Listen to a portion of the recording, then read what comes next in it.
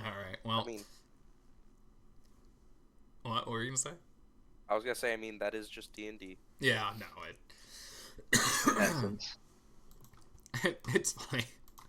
We always do that of just kind of like very slowly rolling into it. But I've started recording for Curtis so that he's got some because I know he's never reading the actual like stuff I write. And then we shot Curtis out of a cannon. And he was never seen again. What's funny is I also figured I was like, well, I've done it before, but I'm at least more confident now that I can play his character well enough. Like, it's Nice, not nice. it's not that hard to just sit around No, and be it's like, not. we have horses, and then when that actually comes up, say the word catchphrase, you know.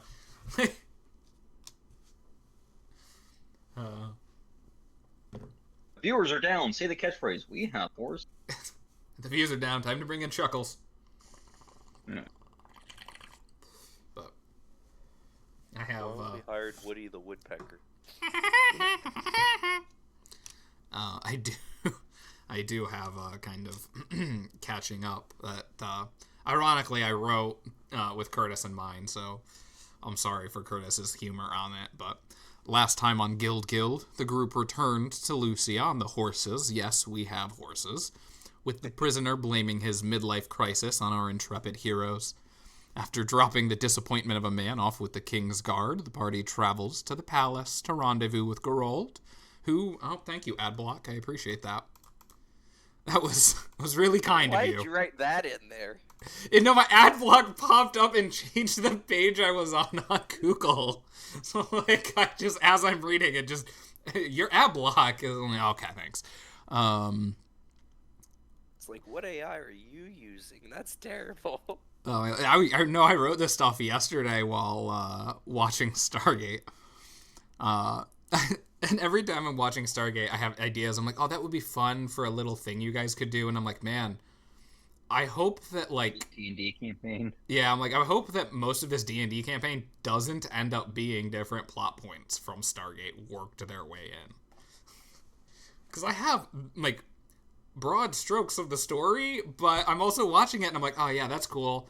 And I already have one part that's been integrated from one of the Stargate stories, and I'm like, this is The crazy. replicators. Not the replicators, but that would be great.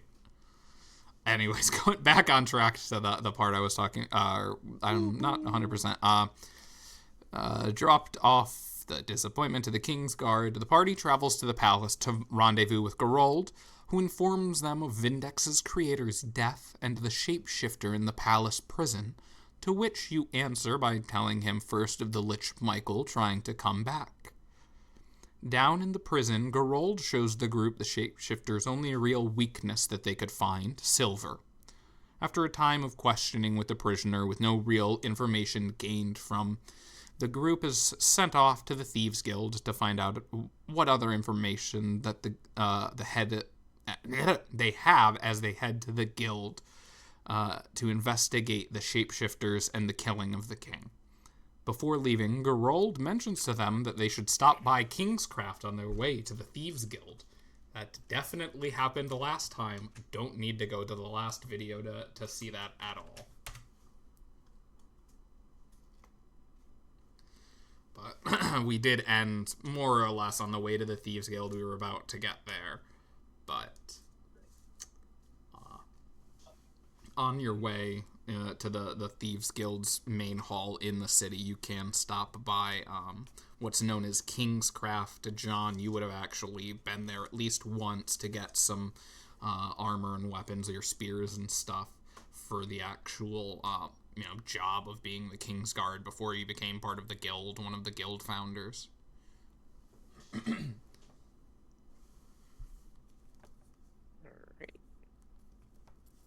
Well, I've got no money, so let's keep walking. Curtis. I was about to say, you don't know this because he kept hiding it from you, but Curtis does have some amount of money. Let me actually see. I shake Curtis down. Why are you shaking me? He hit it on Jerry. Yeah, right. I shake both. Yeah, there's Jury 2's hidden. Good luck finding him. Where is that information? So that's why your ass is so voluptuous Inventory? today. It's a treasure chest. He's got a trunk. Damn, he does have a lot of rations still. I knew I gave you guys a lot, but that's crazy. Oh, well, I guess part of the thing, too, is John doesn't eat. Yeah, I forgot about that. Yep. I guess also it's only been 9 days at this point. I don't see his gold on his sheet. I don't know where it's at. Is that not in inventory? Could be an inventory. Oh my god, it's like at the right very above top. the- I see it now. Yes, Curtis definitely has gold.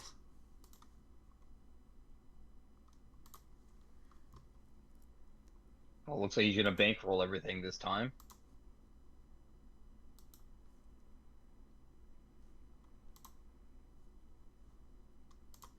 I don't know. One of you has gold. Besides him. That's you. Why should I use my gold when he clearly has? Nobody said you had. As he's shifting the gold in his pocket. Who says I have gold? I don't have gold. You know, just acting squirrely at the accusation. Can smell it. You're right. Do you have squirrels in your pants? Squirrels in my He's pants. just happy to see me. Midnex still doesn't have comprehension on that front. On Or the that back. squirrels or the happiness? Anything sexual. I'm sure Jerry would be more than happy to teach you. Why me? You're the one with the man puppet that you carry around with you. Sure. I only assume the worst. Especially after we found him naked that one time in our former house. It's supposed to be used as a decoy, although it doesn't seem to be getting much use for that. You're too busy running in and stabbing people. That decoy can't do that. Just pulling out a dagger and staring at it. Yeah. You need help. That's what you guys are for. That's not what I meant. I mean, maybe that's why he's sending us to this, I don't know, King's Crap thing. I don't know. Maybe this guy will help me. It's not why, but he could. As the party walks down the street, headed towards the supplier of the King's Guard that Geralt mentioned, the guilds stop by to get themselves armed and armored. They begin to hear a man shouting up the road ahead, approaching the man, yelling. The party begins to make out the message. Damn snakes! I'm telling you, there's a secret shadow group controlling the government. They're the real ones who killed the king. They just don't want you to know. They'll take everything from you, even your very lives. You're all sheep. Sheep, I tell you. I pull my hood up. Taking it literally, I look at Zeno. As you look around the street, seeing the people around him, it seems as if everyone is unable to hear this man's mad ramblings, just avoiding him, barely running into him, just going about their day.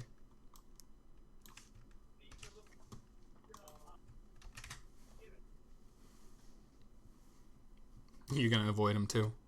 Just keep going. I approach the crazed man. What leads you to believe that snakes are taking over the kingdom?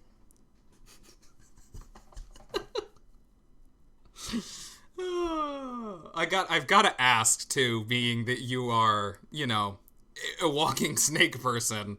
Are you covered up at all, or are you just like tail out, strutting right up to him? Like he's walking down a runway up. Yeah, right. Like, how are you presenting yourself? Are you calling him on his bullshit, or? I'm like Zoolandering that thing. I'm walking off the street.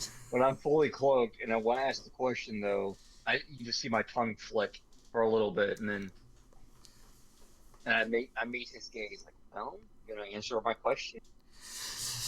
I told you, I've got some news. I mean, Look, all right, hey, you haven't seen them, but I've seen them. They're snakes in the grass. That's the problem. They blend in with everybody else. You can't see them, I can't see them, but I've seen them.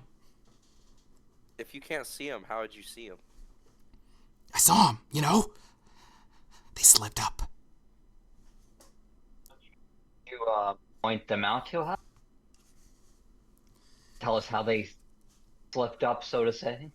He's looking between the two of you, just, you know, like very rapidly going back and forth, eyes to eyes. You're part of them, aren't you? You're one of them.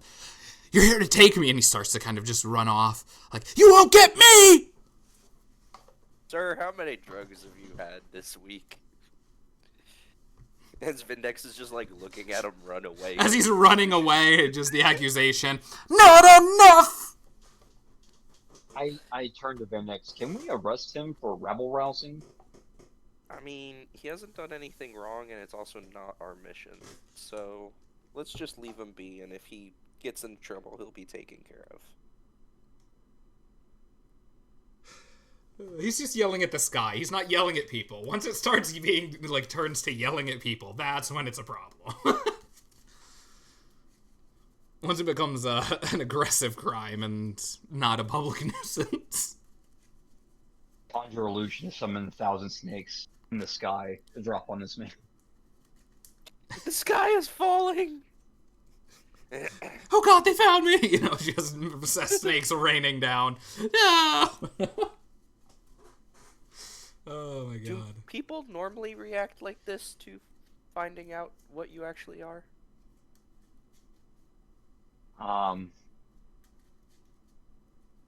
Not really. Our kingdom was very old and vast, so we were sort of the only ones there. You know, after the demons sort of killed everybody else, our little group in the caves just, you know, kept to ourselves. Jerry pipes up, I don't think this was you. I think he had more problems going on. What was your Clearly. first clue? Oh, well, I mean, when we approached him, he seemed to be yelling quite aggressive and loudly, and just continuing on rambling about the signs as you keep walking. Yes, Jerry, you are very right. That was the first sign. And honestly, you humans are the ones that cause the most problems. I mean, our Saying that to the party of non-humans. I mean, Curtis. I was gonna say is like Curtis is half human. He's the closest poor thing. nations lived in harmony until the human nation invaded. Like, it's not known to the extent, but the humans on this continent did deforest most of it. Oh yeah, of course. The elves are the only ones that really have, like, memory of that from, you know, the thousands and thousands of, tens and thousands of years ago that it actually was. But it's just, it's so funny because usually in most fantasy media, it really just is, like, humans are the problem. Yeah, that's usually because we are. I mean, right. Art imitating life. I don't disagree. I find it so funny that it very much is like humans are the problem, and it is really funny that you are a group of non-humans trying to fix human problems. Humans always create those uppity robots causing nothing but problems. Hey! I'm the only one of my kind. I haven't done anything wrong, except get accused for murdering the king. But I didn't do that. Do you think you're the only one of their kind because the god is punished everybody else? No, because my creator invented me and he died. You don't see a correlation there? He died because he was sick. That's why he built me to live his dream. He wanted to be a robot? He wanted to be a king's guard. Huh.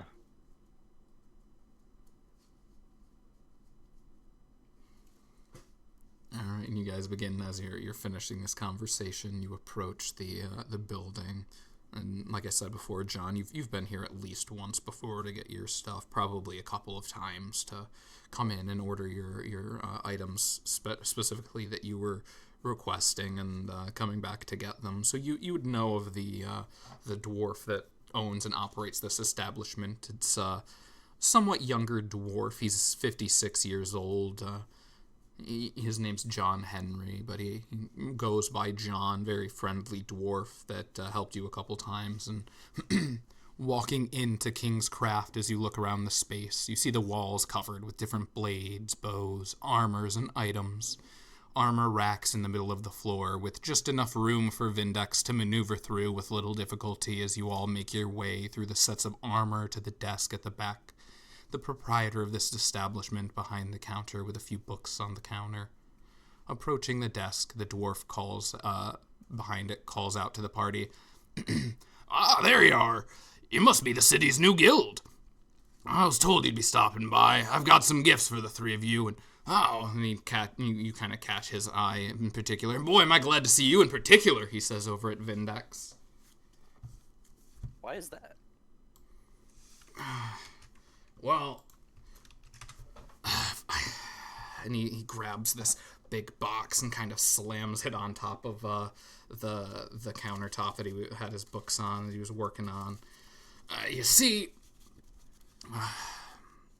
after what happened, I heard about your boy. I wanted to say I'm sorry, and actually, the family decided to donate his books about you.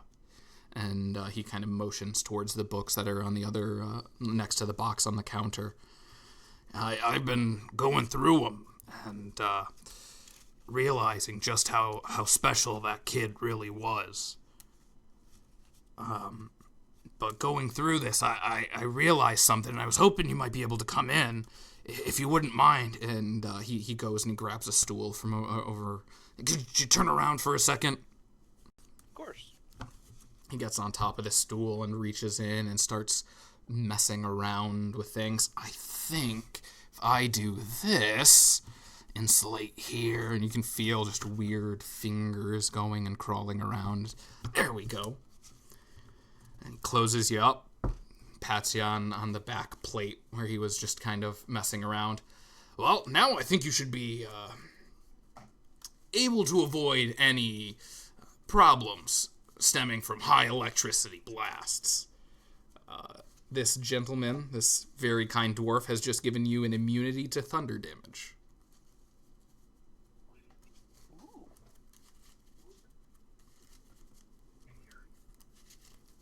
Open Jerry's back. Can you give him slashing resistance? I think that's called armor. That'd take a lot out of me. And don't worry, he starts to open the box that he has on the counter. I got something for the two of you as well. He pulls out a couple of silver daggers on a cloak. These are for the little wizard over there. Thought you might like these. He gets 2 + 1 silver daggers and a cloak with the symbol of the King's Guard. That is essentially a cloak of protection +1 AC and +1 to saving throws. And then I've got some armor here for you. I had to guess on the measurements a little bit from what we heard about you. Haven't done too much with the Scaleborns myself. Really only work with the King's Guard and a few people throughout the streets and such, and the different guilds. That's really all the business I do. So not as many of your figure, but and he sets some splint armor on the table. I've got this and a weapon for you. I was thinking you might want to try one of these, and he sets on a glaive on top of it. Very nice. Anything special about the glaive I should know about? Looks very well crafted. I mean, it's not magic. Well, okay, so I'll say it is a +1, but I've never understood the +1 being magic thing. Like, it just doesn't. It's not. It's just a well crafted one kind of thing. It's not magic in nature, but it is a +1. Well, I heard you guys were creating this new guild, and Gerald told me that you'd be stopping in soon, so I had some stuff made for you. And he also mentioned that I should make some silver weapons. Unfortunately, I didn't have time to make anything more than these 2 daggers. But I'm sure if you come back later at some point, I'll have more silver weapons for you to arm yourselves with. Well, thank you very much.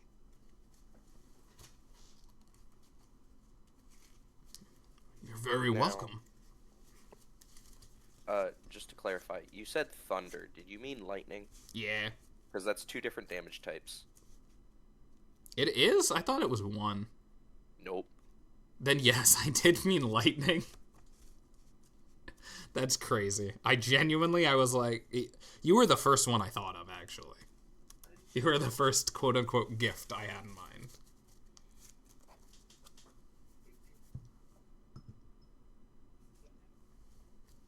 I'm blind. Oh, there it is. I am blind.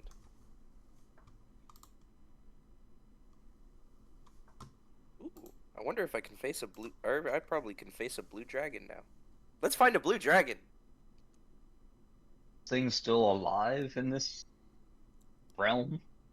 There are dragons, not on the continent that are known, at least.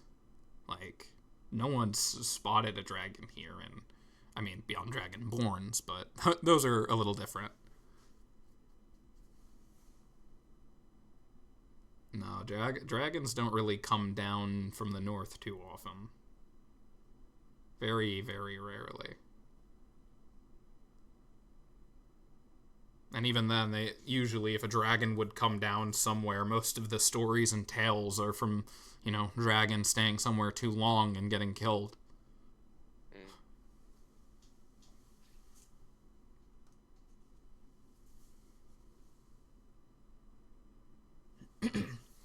Well, thank you, John. Of course. And again, I wanted to pass on my condolences about the kid. But also, with your blessing, I was wondering if we could take what he has here and try and replicate or reproduce his work. I don't feel comfortable with that. Because people could use me for things that was not intended for. So I have to think on that one. All right. Well, I'll just work on some upgrades for you then, and you go ahead and think on that. It was just an idea I had to try and help replace the guardsmen and everything with more people like you. I understand the intention, but the consequences could be great if something were to go wrong. He closes the book he had opened. He was reading when you came in. I understand. Thank you. And have a good one. Thank you. And good luck. We need it. Especially with this one, pointing at Jerry. Just Jerry waving. What are you swinging at? Trying to edit the glaive you gave me. Ah, okay.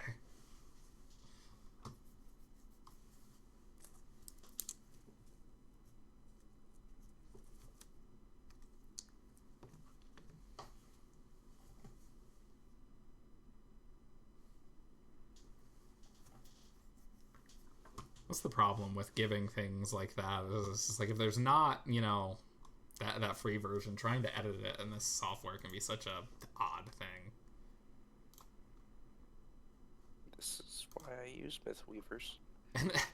And then it'll tell on you too. Like, the game will tattle if you click on something and you meant to right click instead of left click. Just post it in the chat, and it's like, well, now they know.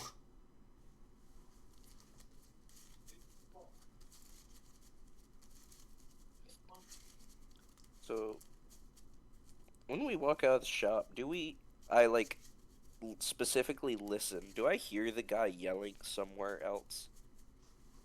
Give me a perception check.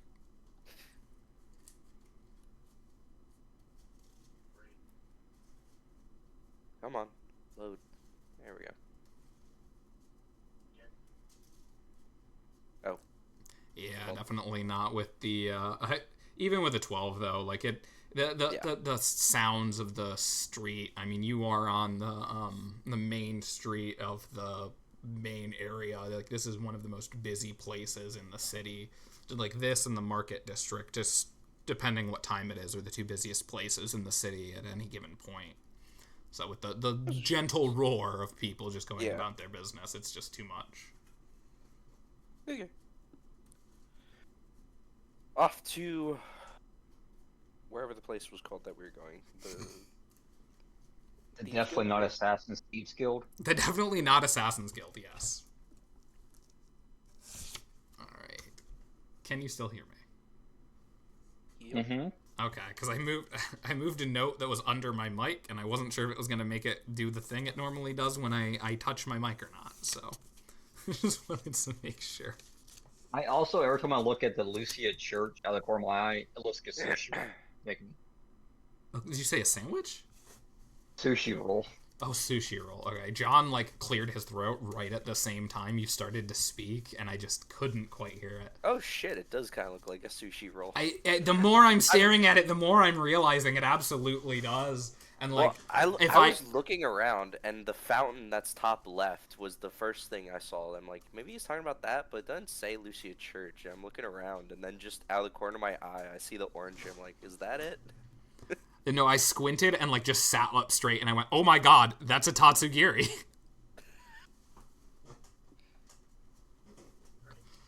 I hate myself for that joke. The Jaguars in order sashimi. Oh, it's so good.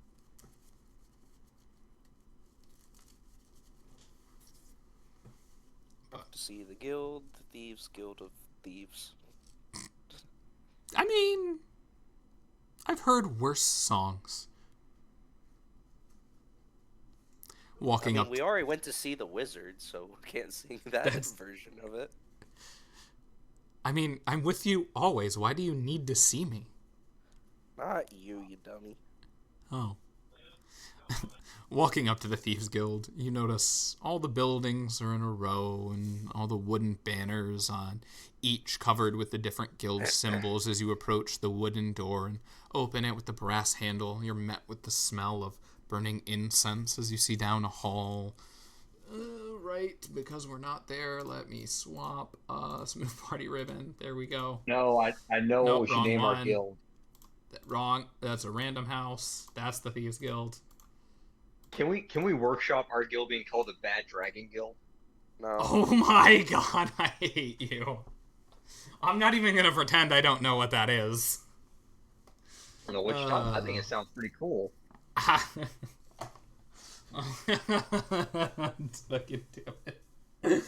Why is that what broke me? God, fuck, damn it, Nate. Oh, shit. You are a bunch of dildos, so maybe it does fit. That's what Jerry 2 is. Oh, Lord. What's funnier is in the recap, the text part, I put that you guys called yourself Guild, and then in parentheses I put PTSD. I swear if each session I just keep adding on to it, double parentheses, Bad Dragon, and then, next session obviously we'll have something else horrendous that you guys say that'll be the name of the guild. I mean, Milker's Guild. By the end of the campaign, it's just an entire essay just for the guild name. It's like when Luke would introduce himself. Yeah. It's like guild asterisk and 100 names known as. We're really inclusive. Oh, shit. And one of our guild names is Exclusive Guild. Yeah, you win some, you lose some. Back to what I was trying to read when I screwed myself over, forgetting to move us to the actual thing, and then bad dragon. But anyways, the smell of burning incense as you see down a hall to a closed door, and to a right you notice an open door with someone sitting at a desk busy at work. As you approach the desk, you notice they're a half-elf quickly scrawling down notes in a very sloppy manner, almost illegible, and some words are just completely unreadable.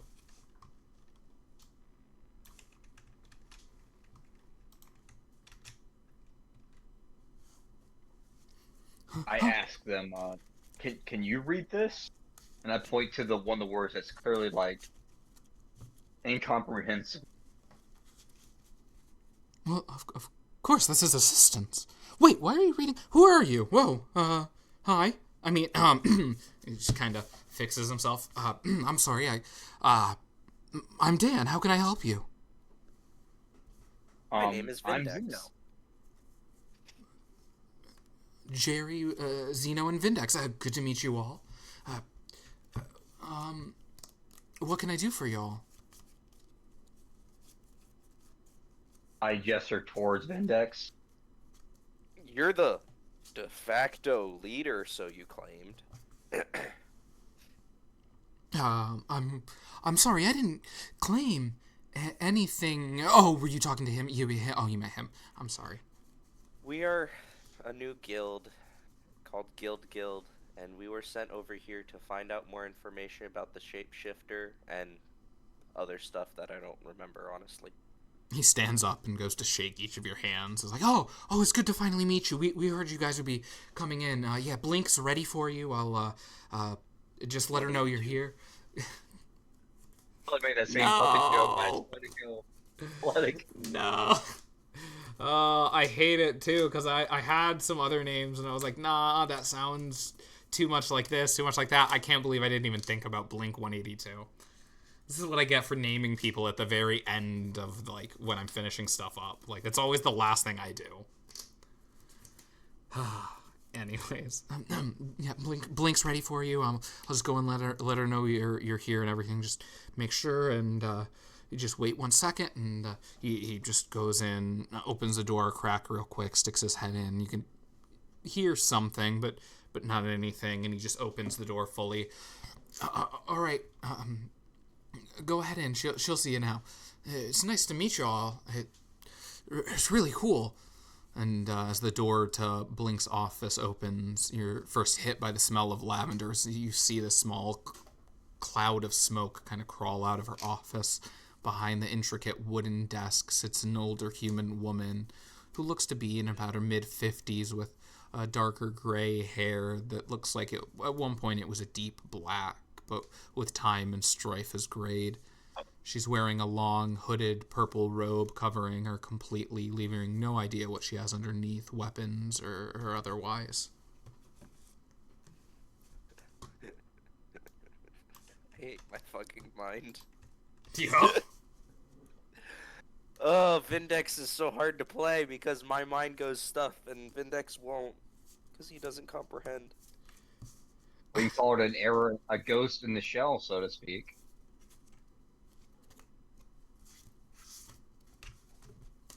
Like That's how you become an oath breaker. Well, he's just getting, like, the ghost or the spirit of John coming through him at any moment just to say the fucking, like, dirty things that come to John's mind, and Vindex is like, what just happened? Why did I say that? That was awful! You know? I am a pious man. There's a gypsy running around naked in the streets.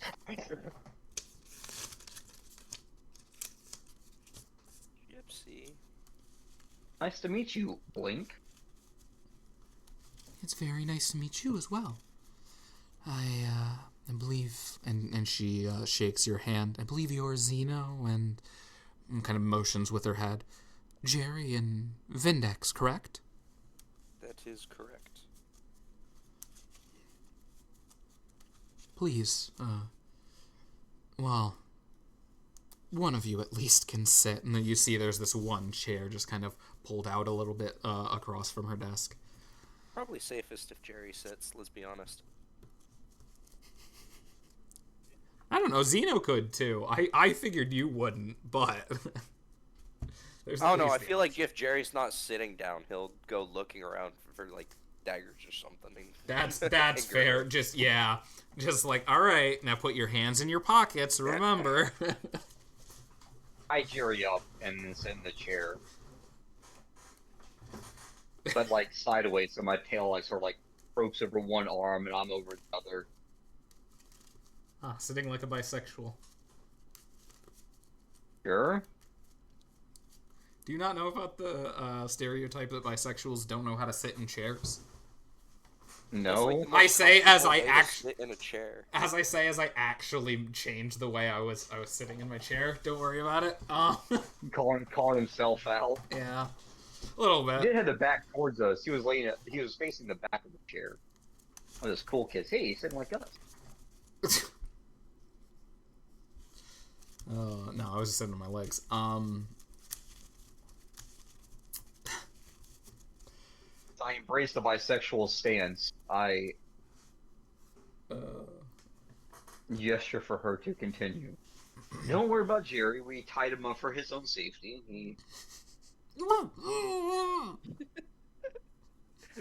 No, It's for Jerry's his wandering around it's for his safety and ours. Trust me. Well, one of our members was the one who caught. Well, we thought it was Sarek, but unfortunately, it wasn't. It was something pretending to be him. I mean. Yes, the shapeshifter. Oh, so he showed you him then already. Good. Yeah, I don't know how long he's been replacing Sarek, and thankfully Mycox was able to find out. It was honestly through a bout of dumb luck, accidentally grabbing a piece of silverware that he didn't know was silver. But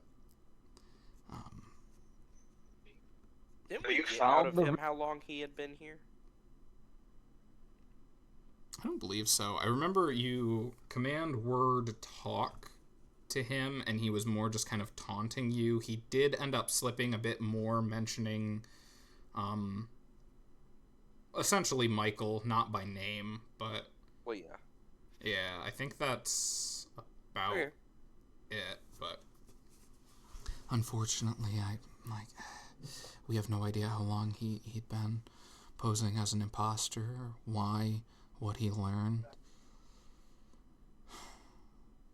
We haven't had the opportunity either to go and check Sarek's home yet. We were hoping that maybe if you came in today and had some time, you might be able to go and look.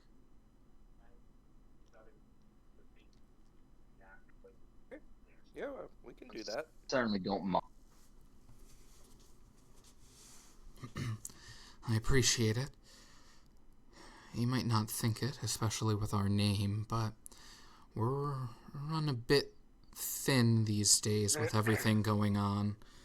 I mean, if anything, our name's a bit of a red herring. We do a lot less stealing and a lot more gathering of information.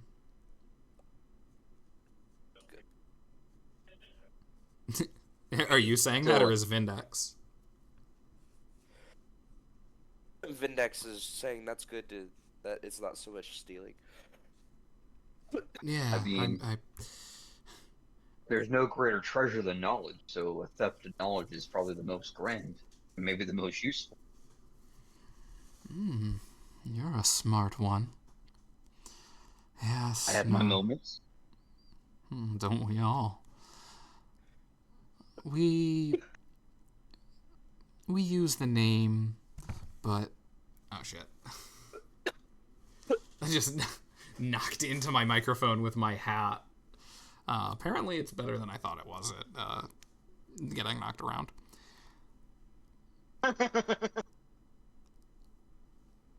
That's what she said. Jesus. Oh Lord, what was I? Fuck, what was I saying? God damn it, I lost what I was saying. Damn it, Nate. Basically, you want us to go. You're saying go to this guy's house to explore, and Yeah, that if you they could. no longer steal things. I'm gonna get water. God, I'm dying. If you could. You're right. I mean, if someone says they're dying, I don't believe that they're all right. I assume he will be in a second, but He doesn't come back. that would suck. Yeah. Well, with him gone for a second, I want to go grab my water that I accidentally left in the living room then. One moment. I'll be right back.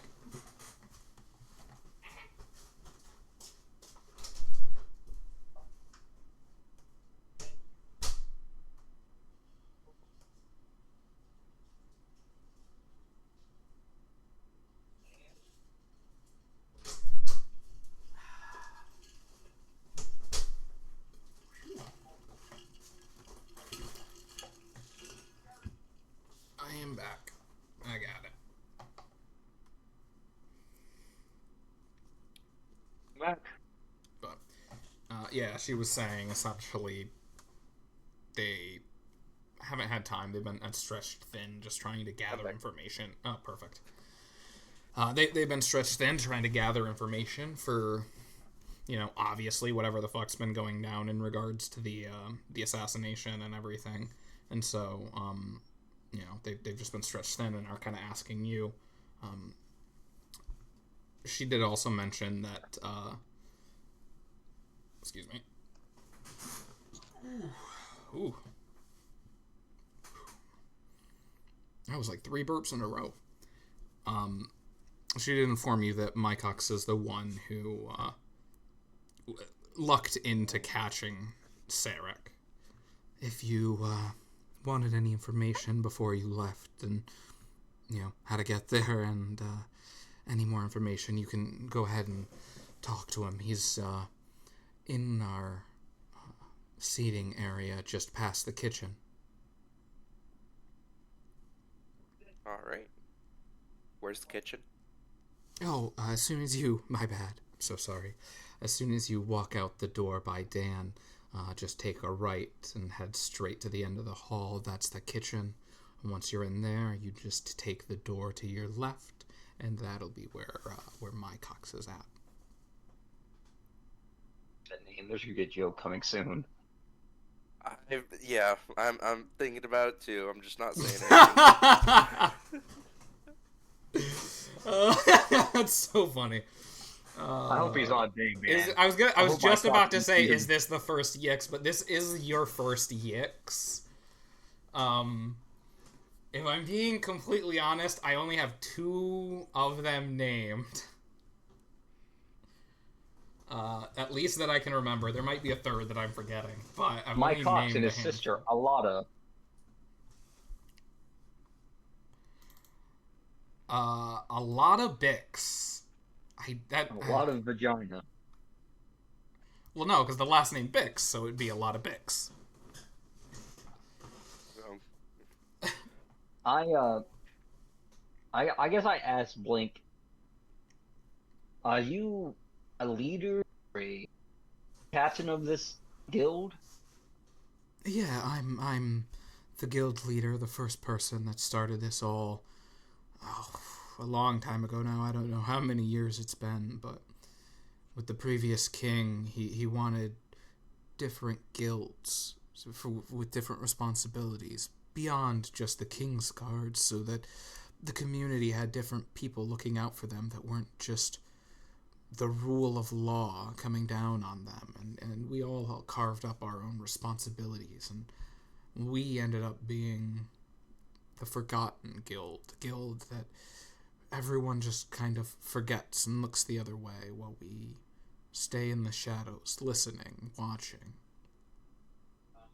When you say previous king, does she mean the one that just died or the one Yes. before him? No, the one that just died. There are very few people alive now that were even alive for the previous king.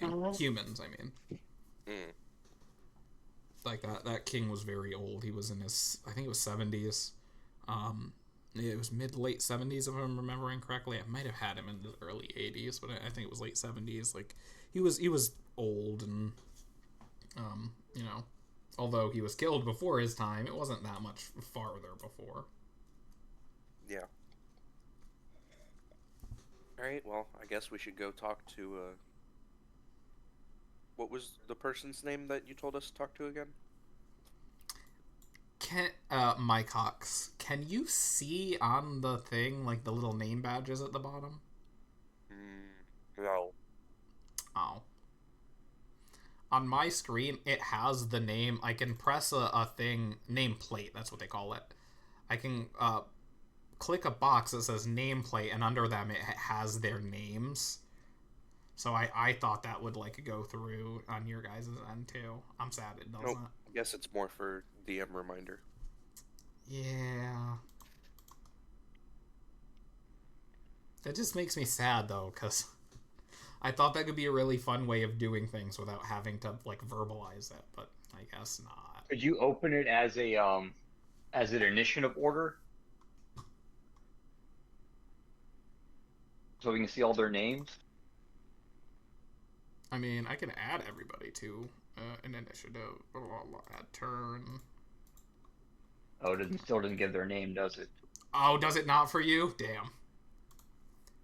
I thought it would. I did too. Because to me, it has their, like, token image and then the name. It's just token image. That's Yeah. Dumb. Why did I do that? Can I press this button? So, I go and follow her instructions. When I open the door that's in the kitchen, is he actually a werewolf, or is that just a picture? Werewolf? What? The dude looks like a werewolf. Oh, are you talking about the rat? That's a rat? Yes. Oh, it's Big rat. a rat. Yes, it's a Yix. Y-I-X. They are essentially giant humanoid rats, like 5-6 foot rats. Mutated Skaven. So Not quite. while he's doing that, I continue to talk to Blink. He's like, Blink, I have 2 propositions for you to not only bring you work, but maybe give you another ally in the city, if you're interested. I'm always interested in making friends, but to be fair, we are guild sisters. Sister guilds. There we go. That's what my brain was trying to say. I'm gonna say, wait, Xeno's a girl? My brain got there eventually.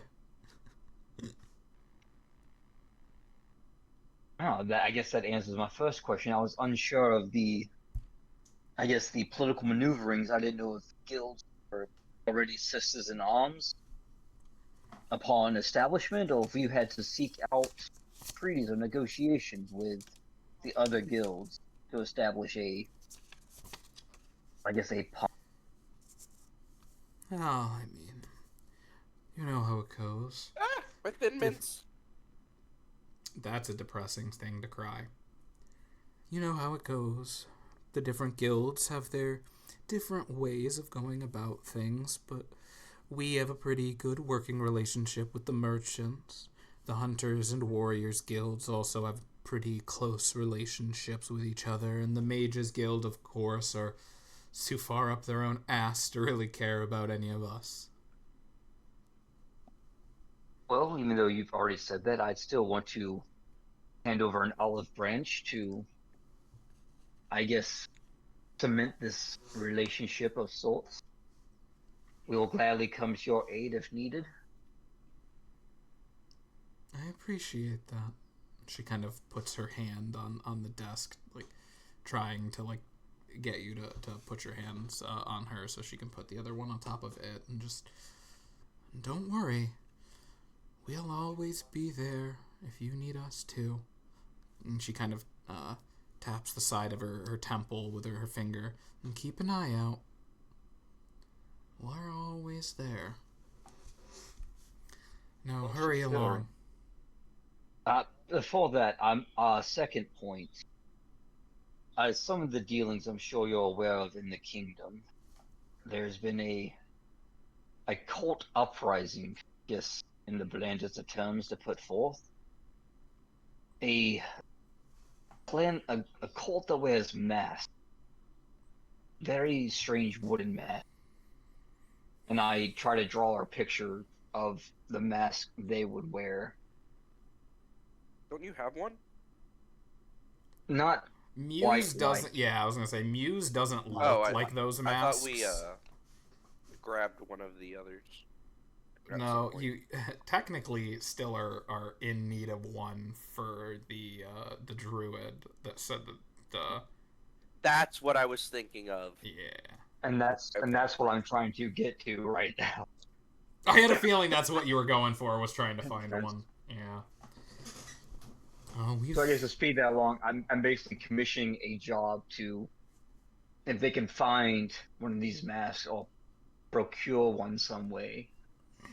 There's a unfortunately there were some that the King's Guard had taken that they had in the palace. Each of the guilds had come in to try and get any information that we could out of them, but unfortunately when the town was attacked, they took those from the king. We haven't seen any since, and we are aware of this guild. We'd seen them before the attack, but never since.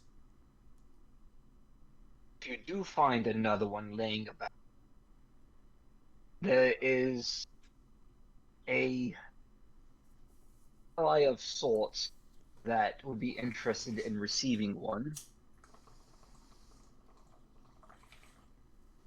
I'll gladly pay of your time within reason if you manage to find one, or maybe can point us in the direction of where one may be stowed.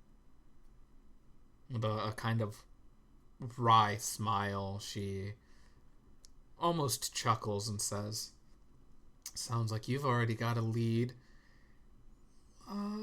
I'll definitely have everyone keep their eye out for a mask and see if we can't get you one." She kind of rubs her fingers together. "For a price." Again, within reason, maybe information or gold, maybe in both to some extent. She winks at you. "Friends and family discount." Friends and family.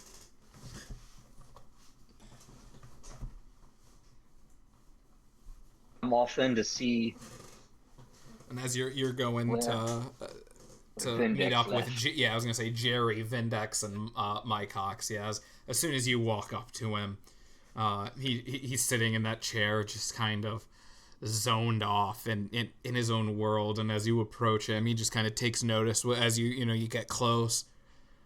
"My God, what are you?" My creator called me a Warforged.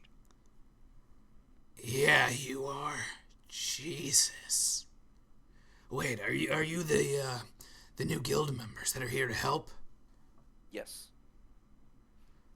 And he stands up from the chair. "Oh, good. I'm Mycox. I'm the one who found out about Sarek." Vindex. I reach out my hand to shake. He shakes your hand. "Good to meet you." And he goes over. "Hi, I'm Jerry. It's really nice to meet you. Never seen a Yix before." Just very bubbly. "Uh-huh. Thanks, kid." Anyways, and my Cox begins to kind of tell you the story as about halfway through is when Zeno finally comes in. I mean, I really just got lucky with what's going on. I was completely fooled like everyone else. I really thought that was Sarek. I thought that was him. So here I come. I'm just hanging out with my friend. He comes over to my house. We're eating. We're about to eat. I set the plate down, and then he goes and grabs his fork and just it sizzles. Like his skin starts burning. What the fuck? No, we couldn't get that answer out of him when we talked to him earlier.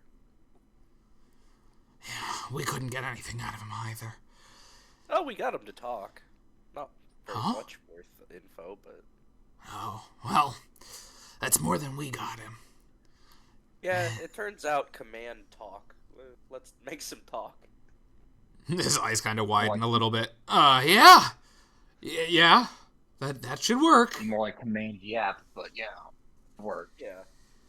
Oh, and, who's your friend? This is Zeno, our third guild member. Oh, nice to meet you. Well, I mean... Shake his hand. Shakes back. Both hands just, that very, overly zealous kind of, shake. Very nice to meet you. And with all of you here, 3 of you already, that's good. Are you, planning to expand the guild rapidly, then? I don't think we're worried about that yet. We're more worried about finishing our current mission and trying to figure out and deal with all this stuff. He just kind of chuckles. That's a big ask. With everything going on, I mean, I feel like everybody needs as many hands as they can get. I figured with you guys, you'd be just trying to hire a bunch of people as much as you could, but maybe that is a problem with all of these, More of a logistical imposters. problem. Getting more consenting adults to meet at 8 o'clock every Wednesday to get together and talk. It's very difficult. It's oddly specific. It's funny too, is I meant like NPCs. But that's funny. Well, whatever happens, I'm rooting for you guys. And he kind of informs you of exactly where Sarek's house is. It's not too far off, just a short, brisk walk away from the guild, actually. I haven't had a chance to go over there myself. I've been out here filling out the incident report and talking to everybody, Blink, and I needed a drink. I went to Celia, and I don't know. What was the guy that was imposter? What was his job in the guild? Where did he go prior to the last known instance of him being him? His eyes narrow. He was in procurement. What's it to ya? And more of us trying to figure out where he may have met Shapeshifter, and if he was indisposed of because he found a secret that they were trying to hide.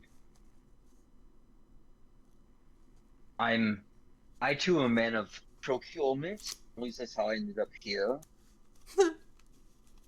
But more of, I don't care so much about whatever legal or illegal plans you guys have going. I'm more of a legal man. Give me a persuasion check. I'm telling the truth. I know. It's not a lying check, it's a persuasion check. Well, should be good.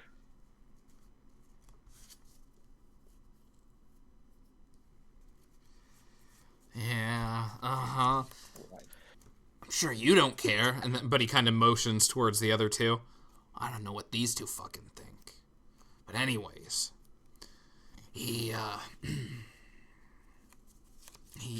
I don't know when the last time he was himself and when he wasn't. And I don't think any of his jobs had anything to do with it.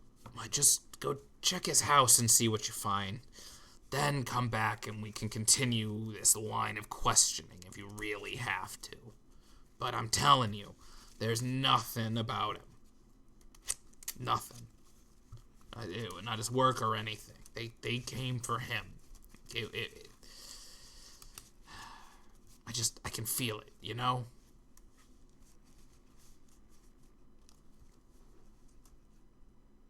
Yeah. Okay. Jerry shaking his head yes. No.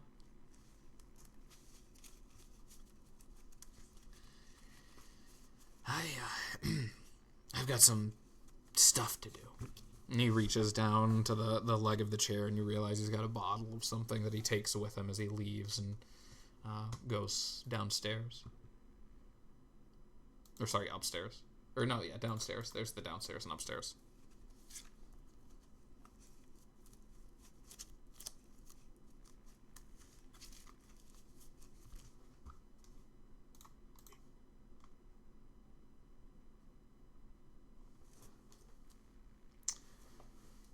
Well, it was an interesting man. Quite. Of course, I guess look Like, at our man. company. It kind of would fit in, honestly. A drunk rat. Yeah, no, that actually sounds about par for the course. At least it was clean and not a dirty rat. That's a plus. Oh, that's such a dirty stereotype. Oh, damn it, I didn't mean to... Oh, now you've got me doing it.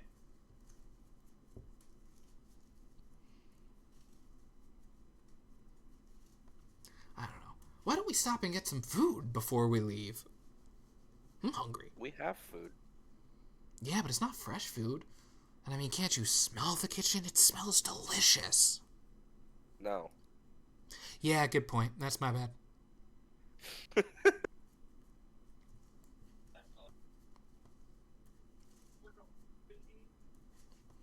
Fine, I'll just grab an apple and walk back through. Fine.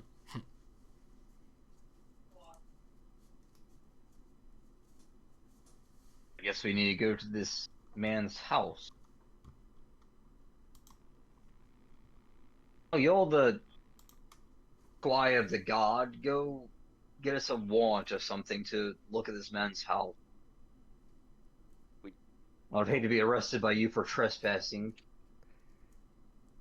But we've been told to go. I don't think we need to worry about that, honestly.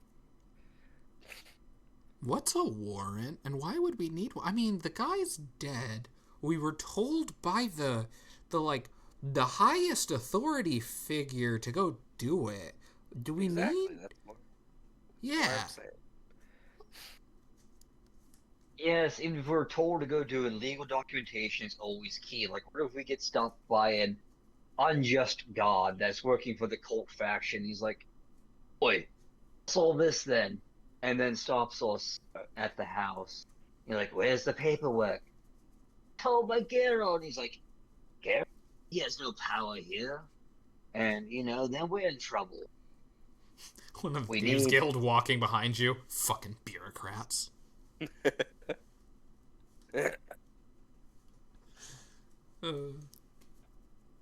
Much for being he is the next guy.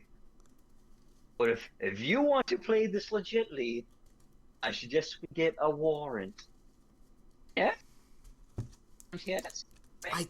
I think we already have one. We just don't have the, scroll in our hands. You got me?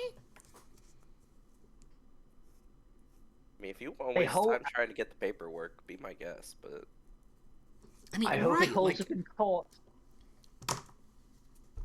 what court? It probably burned down! Heads will roll. Choices of heads of my part. Getting frustrated, just grabs Jerry 2's arm out of the bag of holding and starts sucking on Jerry 2's thumb. This is what happens when Curtis isn't here. I play his character really weird. This is what he fucking gets.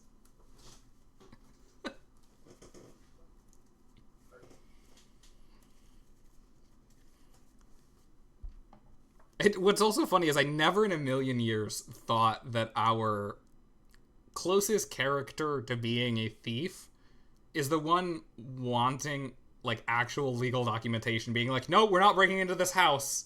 We are not it's not the paladin. No, it's the guy stealing gold from people.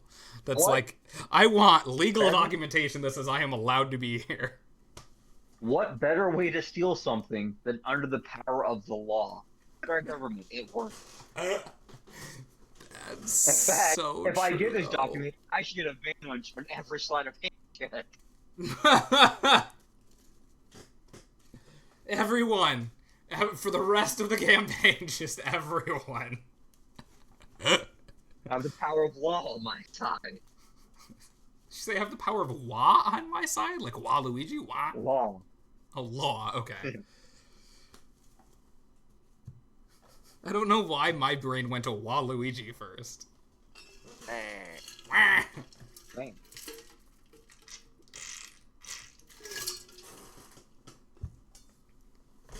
Well, I can confidently say you guys are able to make your way to Sarek's house and even enter without... well, I shouldn't say enter, but you're able to get to the house and everything, and no one looks at you weird. You go to try the door, and the door handle's locked, of course. Good thing I had this key that came with the warrant to open the door legally. Oh yeah, of course they gave us the key. Oh, they gave you a key. Good, I don't have one. Meanwhile, the key I have is just a miniature explosive device or lock. You're right, as you two were talking about the key, like, fucking Xeno's at it, trying to put in some fucking, like, some bomb or something to actually blow it up. Trying to sneak the you know, bougie Molotov cocktail out of Curtis's pocket. I sneeze and accidentally donkey kick the door open. I mean, you can absolutely go ahead and try and, force it open with a strength check. Sure. Oh, that's not fun.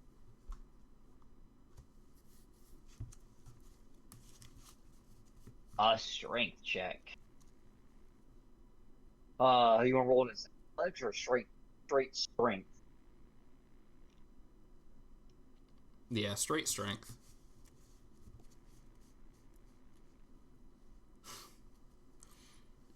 As they're bickering, you just kind of, you know, walk up next to them, back turned towards the door, just bring your leg out and kick it open. The door just kind of opens with, you know, very little noise as it just kind of jumps off the little latch and just... Huh, look at that. I guess it was just stuck. I won't unlock.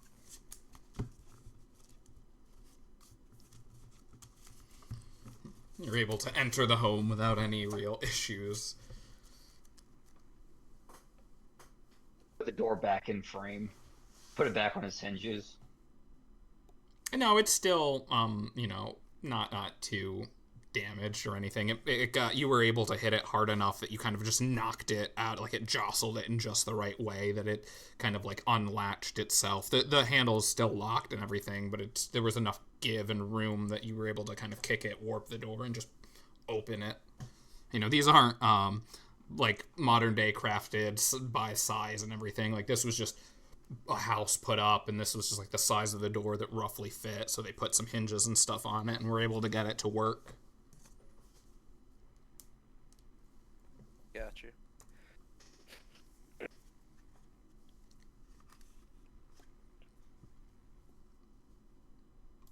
Oh. I guess look for anything out of the ordinary? Okay. What's ordinary?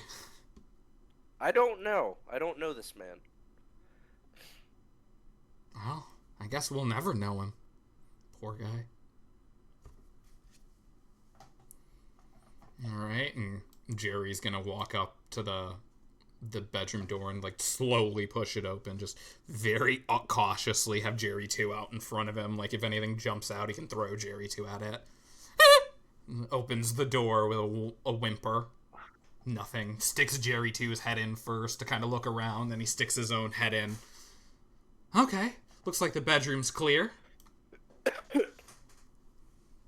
So, Jerry's gonna go and investigate the bedroom.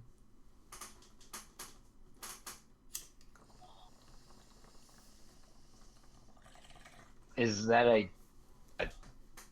in that upper right corner of the house? By the desk? Question? I love that you cut out at the most important thing you could have said. Is that at the other end of the house? Like, perfect cut.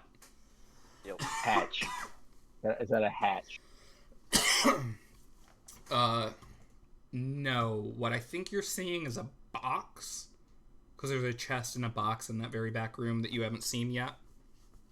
Or maybe a shelf on the wall. But there is no, like, this is a one-story house. no basement, no roof, or, well, I mean, there's obviously a roof. No attic. There No we go. roof.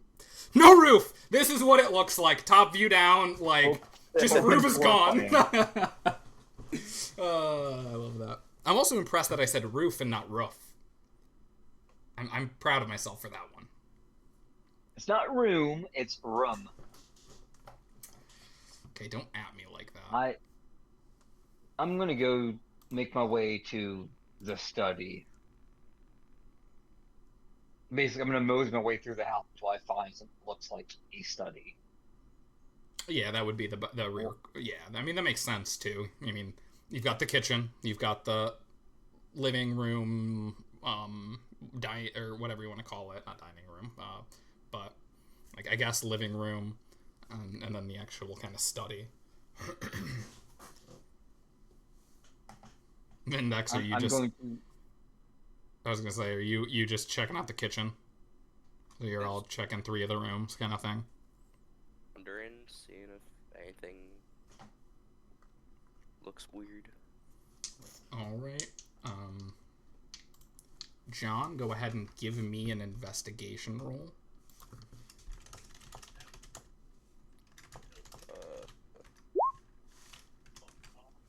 Nope.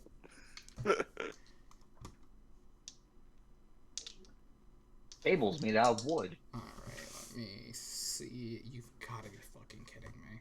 Mahogany. Mahogany. Okay, no. Let me look at his... What's in the kitchen? Aurora Borealis. You've And got to be this? kidding- No, actually, Yeah, let me do it this way. Oh, he's got a +9, thank God. I rolled my own dice. Did you guys see that? Because it doesn't say whisper. I see it. 12. Okay. Yeah, JG. I hate myself. I rolled my dice, or my die, got a 12 on the die, and was like, oh, that's not great. Like, oh, right, this is me playing his character. I should probably do it this way. Anyways, he's got a +9 to his investigations.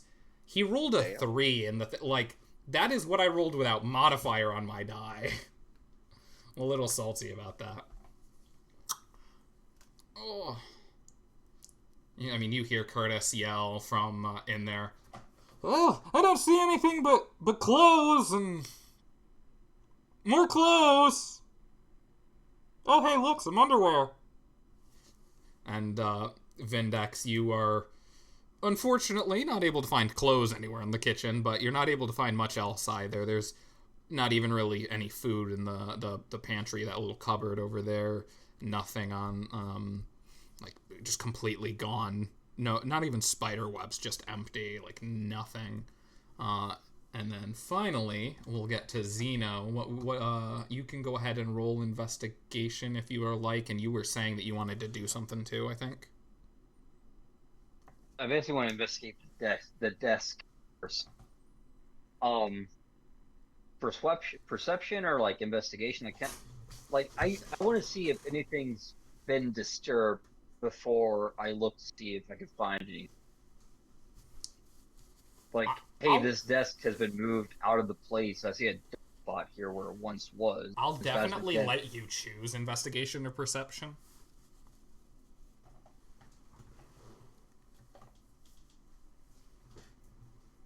$18.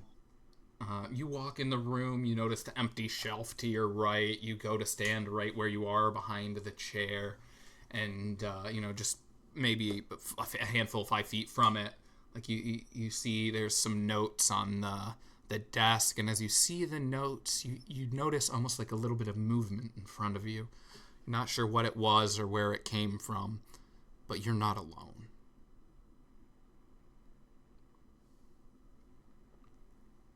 I ready my weapon. You don't call out to your party members? Would you hear me? Yes, they would, and currently you've pulled out your weapon, and we'll say 5 seconds has gone by, and you silence. We got something here. What was we got a bogey. Clear doesn't have a warrant. We got an intruder. We got a bogey. Bogey spotted. Enemy UAV inbound. Yeah, I was like, I know too much, and then I was like, this is where I was gonna move it anyways. Like, without thinking, this is where my brain went. So we'll have Jerry meet you in, and hey, what's going on? I don't know. Something moved. It wasn't natural. Here, I'll give a perception check for Jerry as well.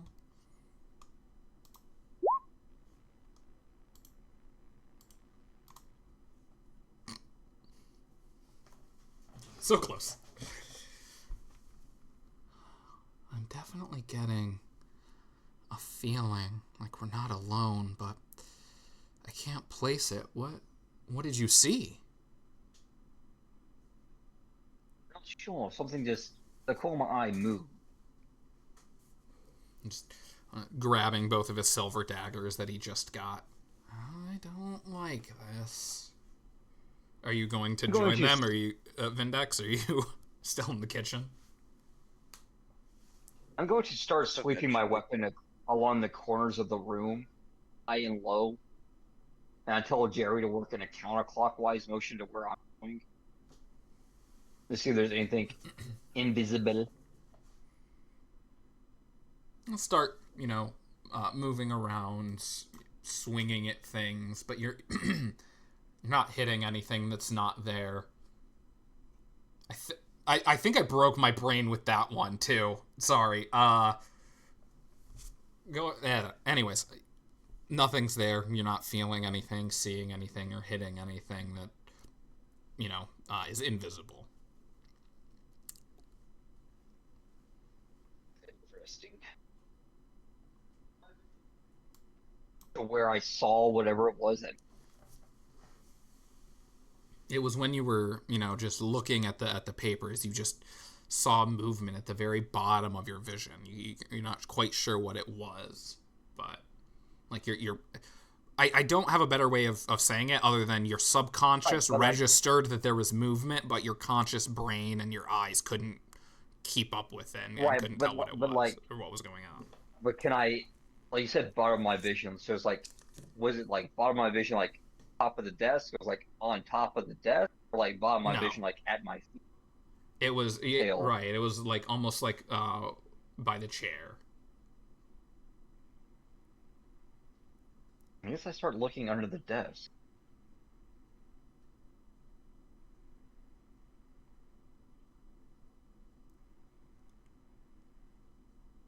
So you'll approach the desk?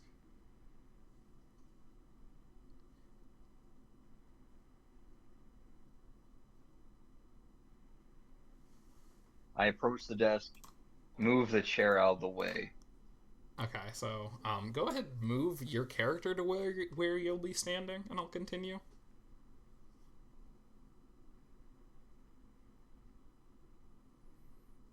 On the dad, just standing on the desk. T-posted.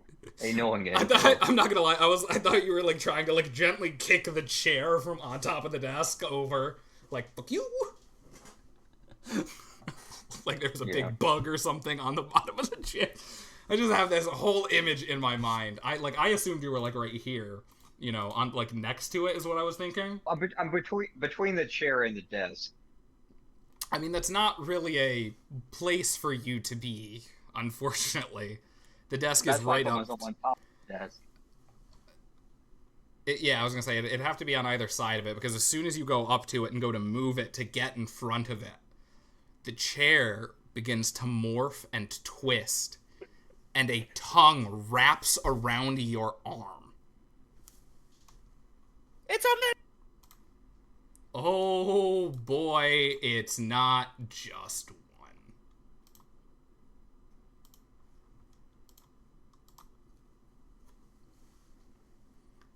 When the chair's arm or tongue begins to wrap around your arm, and it's the sound that it makes as it just awakens and hungers for you, just alert the other two as the box that's off on the one side and the chest on the other both begin to open and awaken, and you notice there are 3 separate mimics here in this room.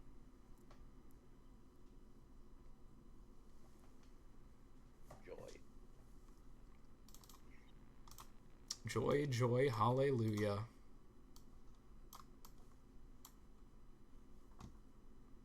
Well, since I already have my weapon, I use a reaction to attack the mimic that grabbed me. I'll definitely let you react by trying to stab it, and then how that goes, we'll be able to see how your escape goes. I'll see how the if I want to affect the DC from that. I also would like more clarification. I don't know where it went, but like I was reading like on glaives in the player's handbook, glaives have like an effect. Whereas like even if you miss, you don't do damage, but you still Every time. damage. Oh, hey, I rolled a critical. I think I know what you're talking about. That's a proficiency with it, though, right? Oh, you do have proficiency. Right. Yeah. Yeah. So yeah, I It says think. it's your modifier damage. Yeah, I was like, I think it can't do less than 1 plus your modifier, right? Right. So it's like I don't know if that's I don't know if that's the +6. So I don't know if it's 1 plus 6, so 7 damage, even if I miss an attack. You can deal damage to that creature equal to the ability modifier you use to make. Oh, it's not 1 plus the modifier. It's just the modifier. Okay. So your modifier is, because yours is a +1, though, it would be 1 plus whatever your actual like modifier stat is for it. So I think you use. Oh no, it would be strength. Yeah, it would be strength. Yeah. So it'd be 4. Okay. So it'd be +3 + 1 is 4. Yeah, 3 + 1 is 4. Yep. Yeah. 24 to hit. Definitely hits. 14 points of damage. All right. Well, I mean, that's a solid slash, and so they are, or it is trying to grapple you, but you're able to kind of, as its tongue is wrapping around you, just kind of stab at it to help you. So I'll say it's with advantage. It is a DC 13.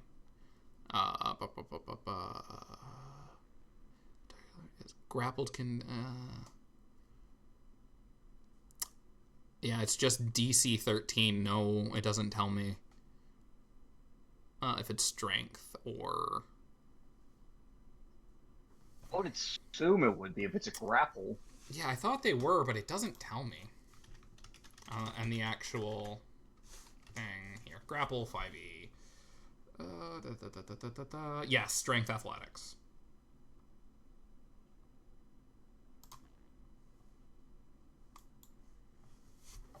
Is it a strength save? It is strength save with advantage, so. 20. Didn't even need to roll the second. Or 20. What? On 20 or 20, your choice. Tough one, but I think I'm going to go. No, actually, I'll go. Fuck, I'll go with the 20. Final answer. So you are not grappled. You are able to react, and then we will now start actual turn order.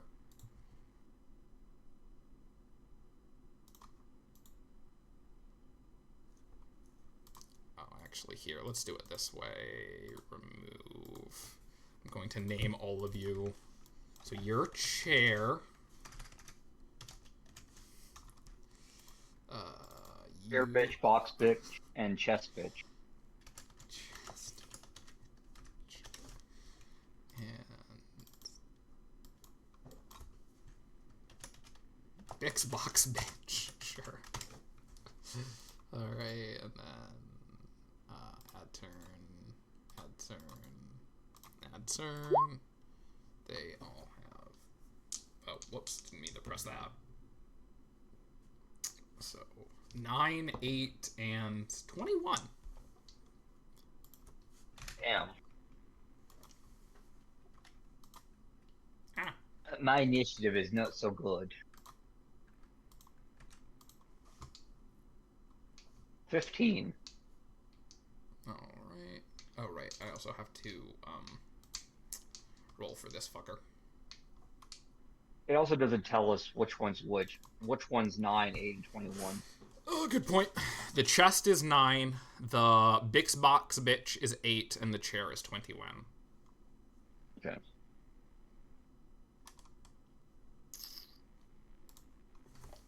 And Jerry rolled a 22. What? I rolled a 13, and I was looking for his initiative. Fucking...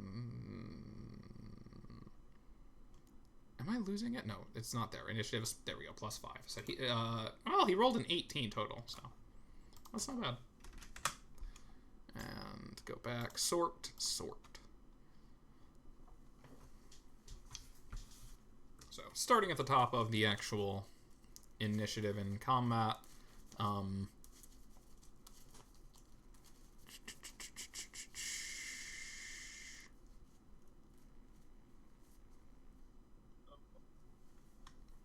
And mimics move. Do mimics have a movement speed?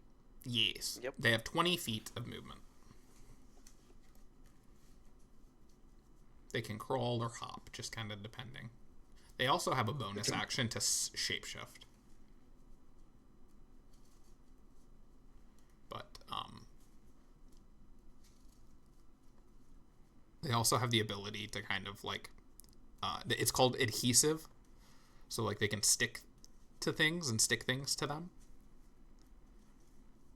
It's essentially the grapple that's the DC 13. But, like, it's also for, items and stuff. Like, to explain why they're able to do it. They just give it an ability called adhesive. And I just find that really funny. Or a trait called adhesive. But, Sticky boys. It's the sticky bandits. Right, like, they're just sticky. And I just find that really fucking weird now. I can't get that out of my head, that the texture of a fucking mimic is, like, just sticky. Like a fucking... pop that's been spilled and left to sit. But we'll It's just a go. sticky mason jar. We'll just go with a normal bite attack on you for 18 to hit. I believe that meets. That meets. All right. Ew. So that is 7 piercing and 7 acid damage to you. And then it is Jerry's turn. I guess I should actually keep the D8 out for when they land more hits. Jerry will... Yeah, Jerry will step forward to help you and just make 2 attacks with his daggers. So rather than dagger. Yeah, I was gonna say, rather than adding his daggers, I'm just gonna click on his daggers. First one's a miss. That's unfortunate with a fucking +7. Well, oh no, it's a 12. You should be with advantage too. Oh, you're right. Flanking. Thank you. There we go. That's a fucking hit. So that's now 1d4 plus 6 because of the so it's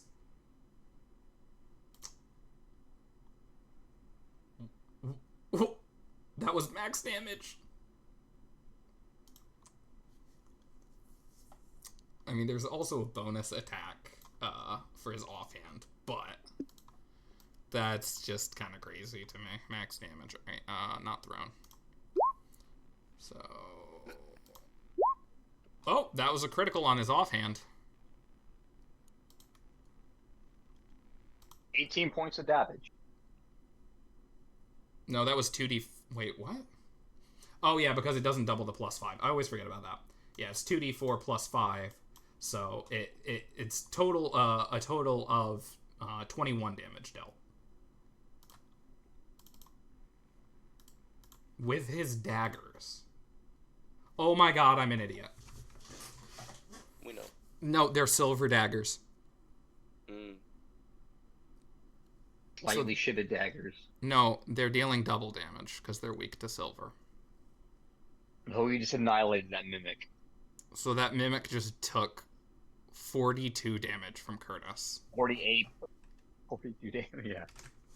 So it is bloodied and about to go down, but it's not quite dead yet. However, he sliced and diced it to fucking ribbons.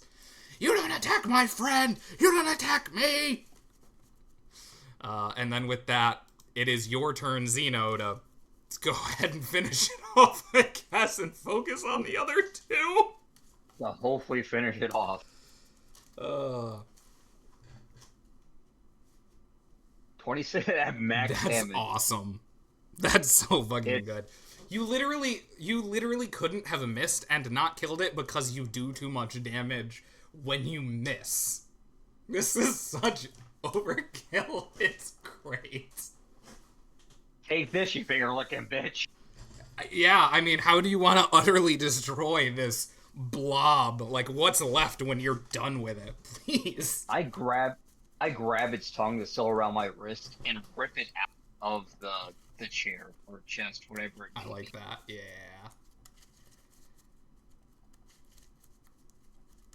Just, the little bits that are still just falling off of your arm, you just grab onto it. Nope! Rip that bitch out as it's just tongue and whatever organ that kind of was attached to it comes out from it as it just kind of lays there defeated. Gross. On multiple levels, yeah. But you still have your turn. Give me a second. I want to go grab some liquor. I guess offshoot while I'm doing that, are mimics like a cursed creature, or are they a natural like entity? They are natural. You. Like, I'm not it's asking kind any of. character.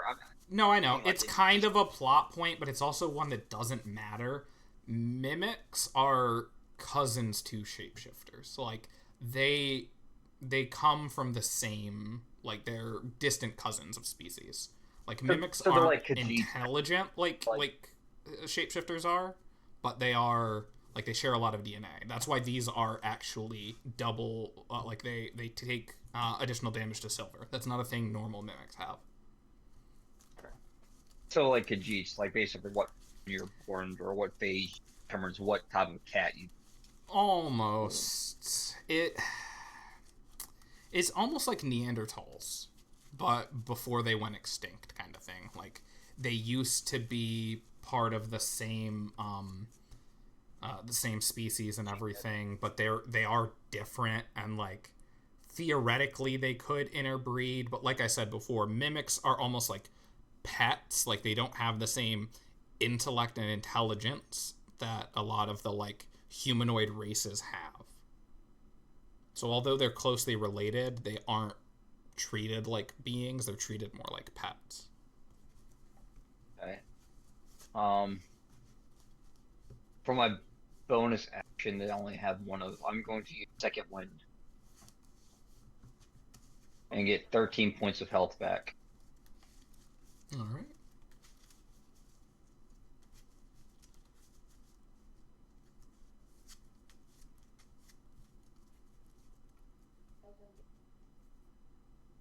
That is my turn. All right, Vindex, you are up next.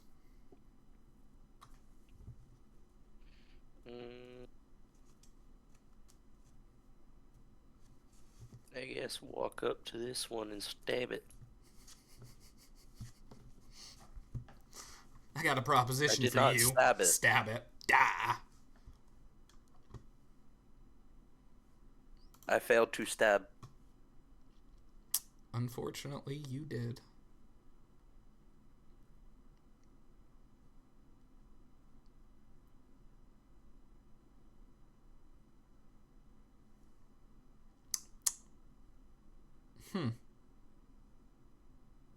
Don't forget your bonus action. I was I don't. Yeah, I was like, I don't think he has. You don't have anything to wanna do for waste- bonus, right? I've got spells, but I don't want to Well, use spell right, slots but on yeah. a mimic. Exactly. Yeah. So next up is the chest, getting to react and try and grapple you. So that is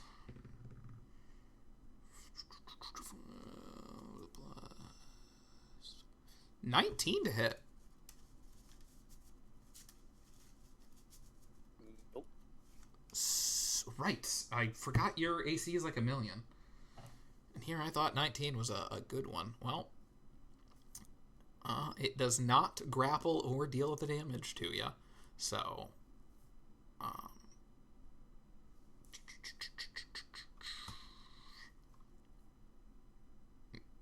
yeah, it'll take its bonus action to kind of shrink back down into more of a 5x5 shape and be a little less chesty and a little more blob of goo.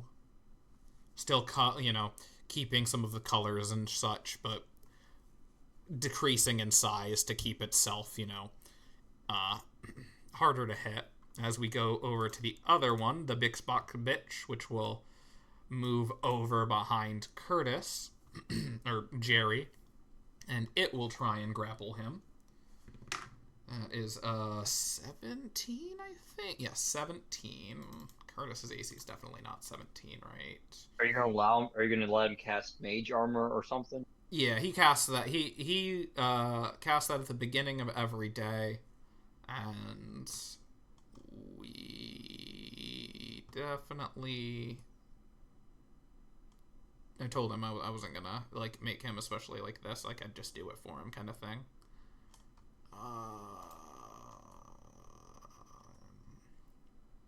Actually, he did.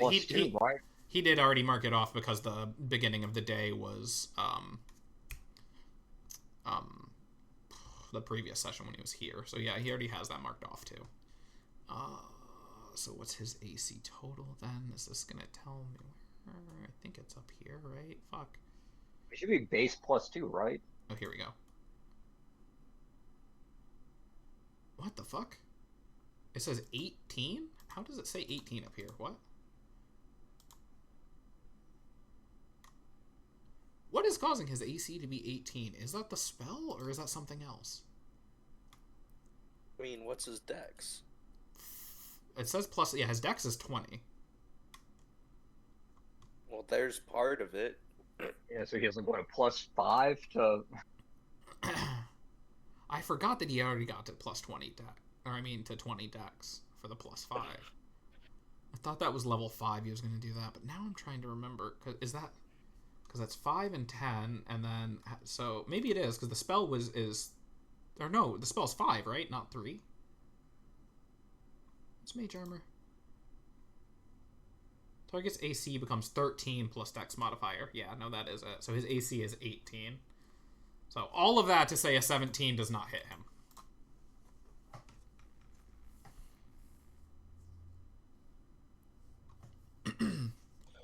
As we go to... Oh, right, it's already dead. I had a moment of like, wait, where did the other mimic go? As we go to the back of the beginning of the turn, through the walls and everything, some more friends appear. Some ones that, John, you should actually be a little more familiar with.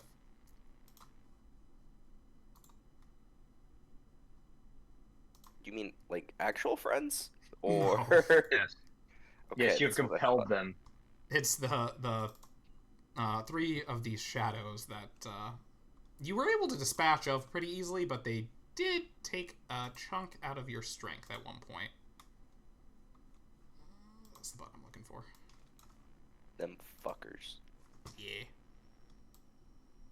They're bad. Them be the bitch. They're pretty good at certain jobs for these guys. That's why they like being used. Alright, and so these guys have +2, so... They function in the light? I didn't think shades could 12, be in the light. 15, and 11. So they can... They,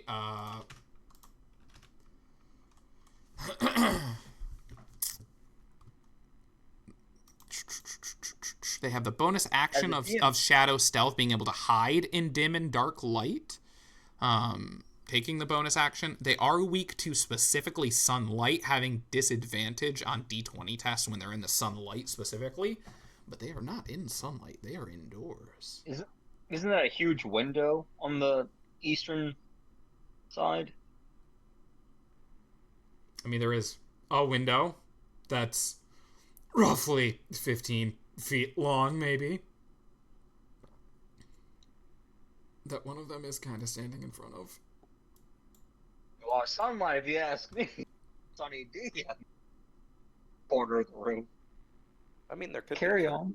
I was just thinking, I was like, the fucking curtains. I'm trying to look for the little tools to see if there's one of the little effects ones that I could do to see, like maybe drop a cone or something and be like, sure, we could have this kind of thing. Like, I don't know, man. Where are the little thingies? Because, like, this is there not more?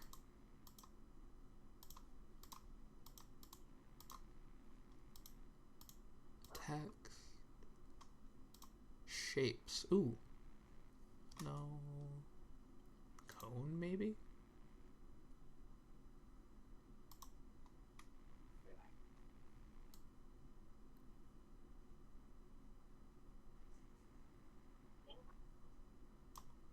Ah! Can I not get it to stay? Is there like a way of permanent? Lock? Bugger. Sure. Well, we'll say there's sunlight in, most of the room. Just the two corners, there's not really anything. And, sure. Whenever these guys have a D20 test, so whenever I roll a D20 with these guys, it'll be at disadvantage.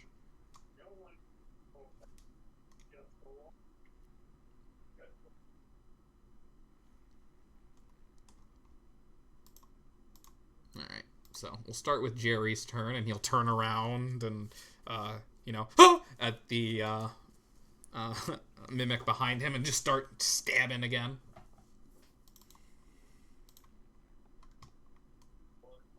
Alright. Dagger. 24 hits. So 9 damage, and offhand 19 hits for 7.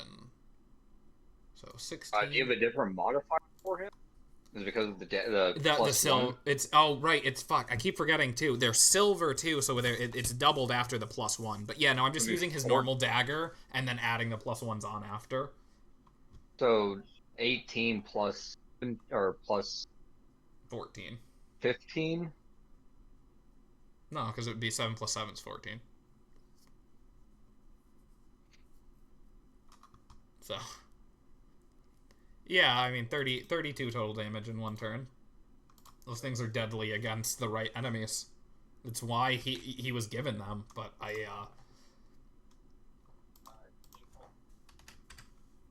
did not expect him to be so lethal on these fucking things.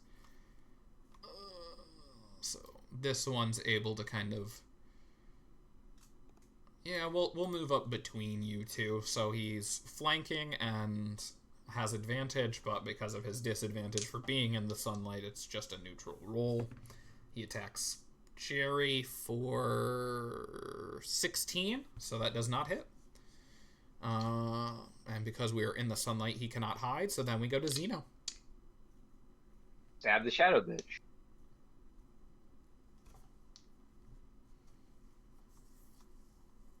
I 13 believe that does hit. Yep, that does hit. or 13. And then 11 points of damage.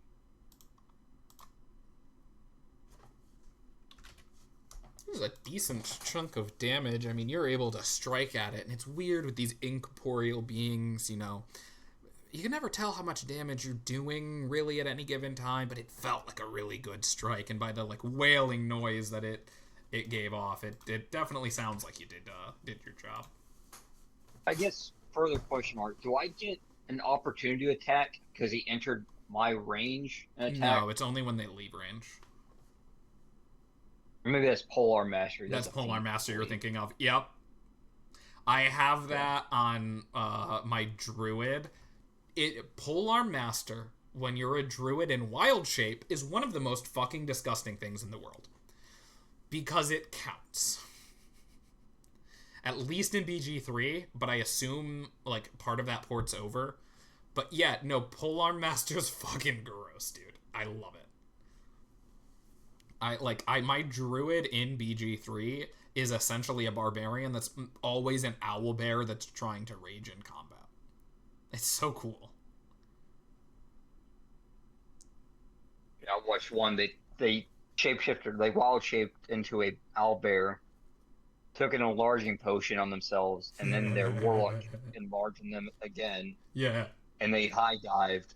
It was like 1,700 points of damage. I'm like, that's over. No, that's D&D, baby!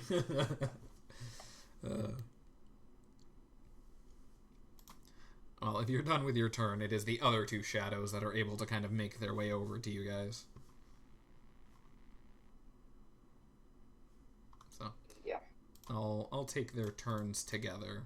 This one moving over here, and they do have 40, right? Yeah, they do have 40 speed, so this one's able to meet Vindax, so don't worry, there's plenty of love to go around. We'll have the first one attacking Xeno. That is a natural 1. Well, he hits his teammate. He disperses. You know what? Sure. He reaches through, going to attack you, and you just move out of the way, and then the one that's sitting between Xeno and Jerry is just hit for a point of damage from the other one, just barely scratching it. They kind of bicker and yell at each other in this awkward shadow scream that is their language and communication. And then the other one will attack Vindax, which I don't even think it can hit you. 12 on the die is definitely not enough. So we'll go to Vindax. I like, why even pretend like it might be close? Like, it was a 12 on the die. Like, there's no shot that's hitting him. It would have to be plus at least 10, I think. No, because you're 23. So it would have to be plus 11. I'm 21. No, you're 20. Oh, I thought you were 23. Yeah, you're 21. So it would have to be plus 9 to fucking hit him. Like, I know it's not close. There's nothing wrong with saying that sometimes, you know? Like, it's a whiff. They both whiffed. 16?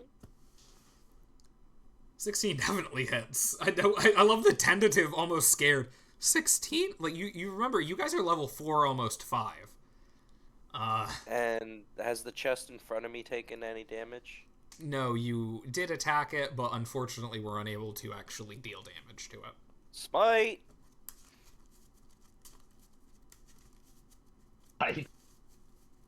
And this is on 19. I was gonna say, this is on the shade, right? Or the shadow? No, the mimic. Oh, this is the mimic. Alright. More scared of the mimic. That's, in the long run. It's fair. You do pretty much one-shot the shadows as well with smite. There we go. So 19 total damage.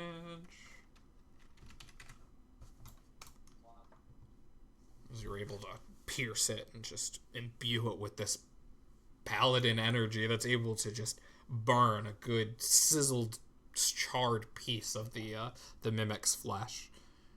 Not sure what it is, but there is definitely a part of it that is burnt from that attack, so you're doing good. And then it gets to attack back. Yet another 12. Close, but not enough, as the one on the other side of Jerry begins to attack him, and that is also not enough. So you guys are able to just kind of avoid these things from grappling you. The tongues just jettisoning out at you, and Vindex, you're able to just kind of slap it off than anything, being this giant mass of, I almost said muscles, of metal. You're able to just smack it away, and Jerry being thin and wiry and almost seeming like he's on a Brilliant. wizard's cocaine, is able to just kind of dodge out of the way as he's trying to avoid any and every attack from every side of him. We'll go back to him for his insane daggers as he's going to try and stab the mimic in front of him again.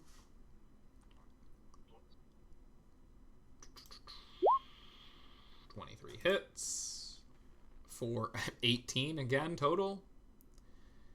And Jiminy Christmas. What the fuck is his modifier to hit? +7. Jeez. It's weird that I'm rolling the same way he rolls, though, as I'm clicking these, because I'm like, these are fucking Curtis rolls. I'm just rolling his character. Like, at least it's fucking consistent. That's weird. Oh, right, because of the modifier. So that's so 10 plus 18. 2 points of damage. No, 28. Yep, that's 28 is enough. As he's able to just repeatedly just shank this thing a few times and just tear it up as it's bubbling from the reaction to the silver. As he's just repeatedly yelling, "Die!" as he's stabbing it. And then we will go to the shadow that is between the two of you that will attempt to attack him for... Oh, that's a pittance. That's fucking 10. Jesus. Even if his dex modifier was 0, that cloak he got gave him an additional 1. Oh, that's funny. His AC's 19, not 18, because of the cloak I gave him, too. Because he's got +1 higher from that cloak, because it sets it to 13 plus the 1 plus the... Yeah, that's crazy. All right. That was a... Zeno, it's your turn. That's who it is. Attack the shade. The one that's been damaged, or the one that attacked Yeah, you? the one that's been damaged. The one's between us. Yeah, that's what I figured. I just wanted to make sure. 19 or 19. 19 it is. 9 points of damage. You're able to get another really good slash in, as it looks like this shade's just kind of like almost flickering. It's very close to dying. Unfortunately, being undead, it doesn't have the bloodied condition. It has the blurry condition. I hate myself. Oh no, he's been pixelated. Oh no, he's been pixelated. He's been censored. Alright, so Vindex, you will be hit, you will be attacked with, 23 damage, or not 23 damage, 23 to hit. Yep. So you, draining swipe. So 1d6 plus 2 necrotic is, so 8 necrotic, and let's hope that the d4 your strength gets reduced by again. Can't believe it was you again, by the way. Are you fucking kidding? You now have 4 less strength. I rolled as high as I could on both the d4 and the d6. It's probably the only attack that Shadow's getting in anyways, but still hurts to say it. As the other one now goes to attack Zeno for 10. I don't think your AC is 10, so now we go to Vindex.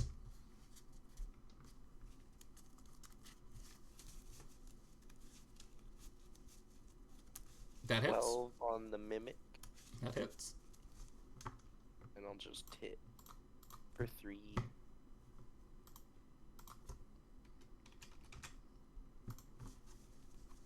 You're able to stab it and pierce through. I mean, it did. This is definitely not as much damage as when you had the radiant damage on it. But it doesn't like being stabbed, so it is going to try and bite you back.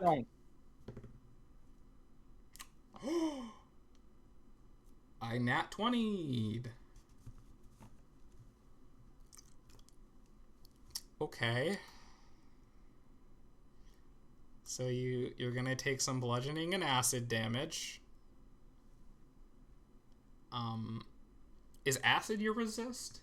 Or is it poison? Me poison. You're poison, I know that, but I'm talking about John. I thought he had a resist. No.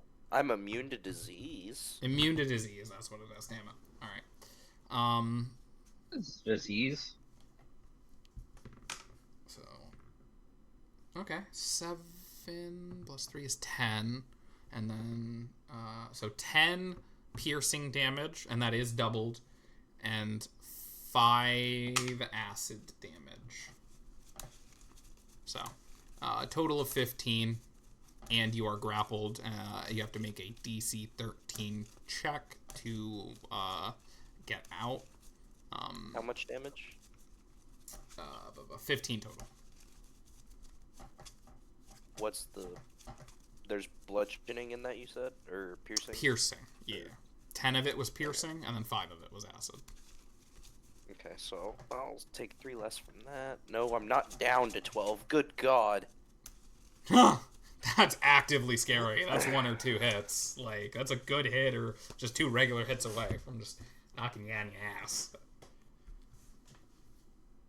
I expected this combat to be light, breezy, and fun. When? That was original. To be fair, I had 3 mimics and 2 shadows, and I was like, nah, I think it's third. Like, these are CR2s. Like, I think you guys at 4, almost 5 will have this. Like, it should be fine and fun. You get to fuck them over, you know? They hit like brick houses though. Houses They damage. really do. I don't know. Mimics are CR2s, and I'm pretty sure these are... Yeah, the shades, or the shadows, are CR 1/2 monsters. So, of the 6 monsters in play, the total CR was 7.5 for this encounter. And the 3 of you at level 4 makes it a total level of 12. Like, it's one of those where it's like, theoretically, it's half of what you should be able to deal with. Like, you guys are good players. It's just the rolls sometimes can be really awkward. And it's like, yeah, I'm only hitting John now, apparently, in this fucking combat. So he's just taking all the damage, and it's almost scary, you know? Why did he get double damage on his? Because it was a natural 20. Because I rolled a nat 20 to hit. So it was, I guess you would also know, I rolled a total of a 25 to hit, so you know it's a +5. So, that's why it was doubled, the damage was doubled. But after that, we go to Jerry, who's able to kind of turn around, and I was about to say finish off this shadow, hopefully be able to finish off this shadow. I don't want to jinx it. I'm actually going to do the offhand first. Yeah, offhand for 17 to hit it. Let's see, that gives a critical. So it takes Got 1 advantage damage, still. so alright, so yes, he does have to hit with both, but... Yeah, there we go. It's definitely dead. So with a couple of well-timed stabs, Jerry is able to use both of his action and bonus action to finally kill it and reposition himself. Actually, oh no, wait, yes, this is, or no, this isn't because of the way. Yeah. So he is flanking on this one, but not this one. Correct. And then we will go to you, Xeno, because Jerry was able to kill the shadow that was in between your guys's. I will attack the shade in front of me then.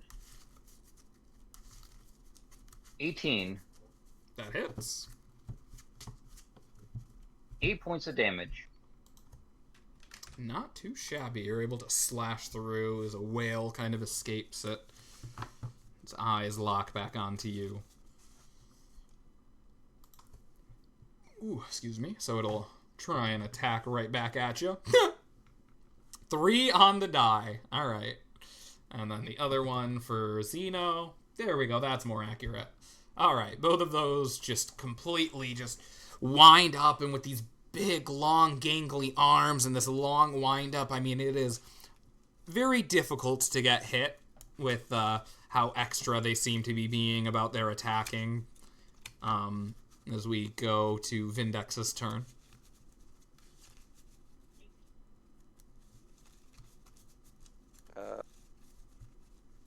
Fail to hit the mimic in front of me again.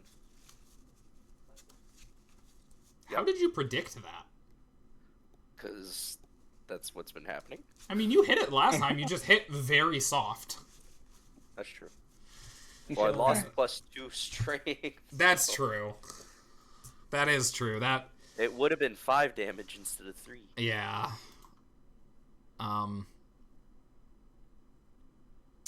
Oh, also, you are grappled by it. Fine. Well, I mean, you have the ability to try and get out of it. I don't care. No. I don't think you understand. You're stuck with me. You know what, John? Instead, roll me intimidation. I wanna see if you're intimidating this thing. I mean, it's intimidated, not enough to get any change in combat, but it is a little scared of you now. So it'll again just try and continue to bite on your arm as much as it can. Grappled by the mimic. Advantage. Yep. Okay, that's what I thought. I hate this. Because immediately my brain did the meme, too. So the low roll was a 6. The high roll was a 7. And immediately I had Curtis on my brain going, 6, 7. Fucking hate it. I do, too. Speaking of which, time for Curtis to say that while stabbing. Where is his character sheet? Why is it not opening? Am I opening the wrong thing? There we go. Alright, so, dagger. 14 hits. So 9 damage, not doubled. And then offhand damage, 3.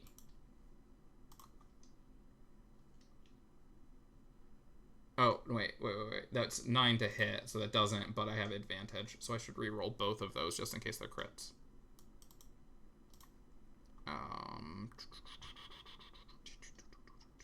So... main attack, and then offhand again. Okay, that second offhand hits, and I'll just keep the number. So... it's... 3 and 9 is 12 total damage.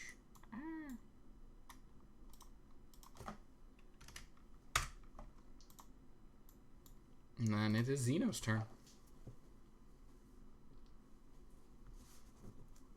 Let's see.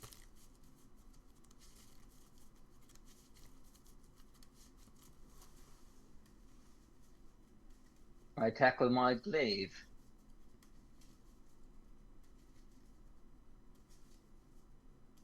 Ooh. 7. It is unfortunately a miss, yeah. In my turn, I cannot wait to hit level 5 so I get 2 attacks. That's gonna be so nice. Well, you're not gonna have to wait that long. I mean, what? So we'll shadow. Level up now? That's crazy.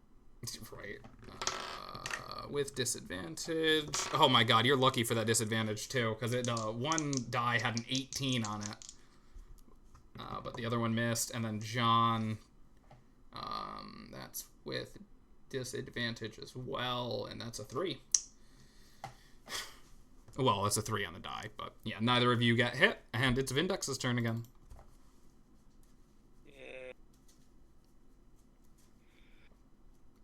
How am I gonna miss today? Attack the shade since, you know, I have advantage. Mm-hmm.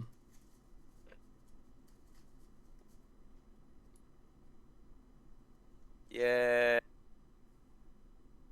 I was so successful.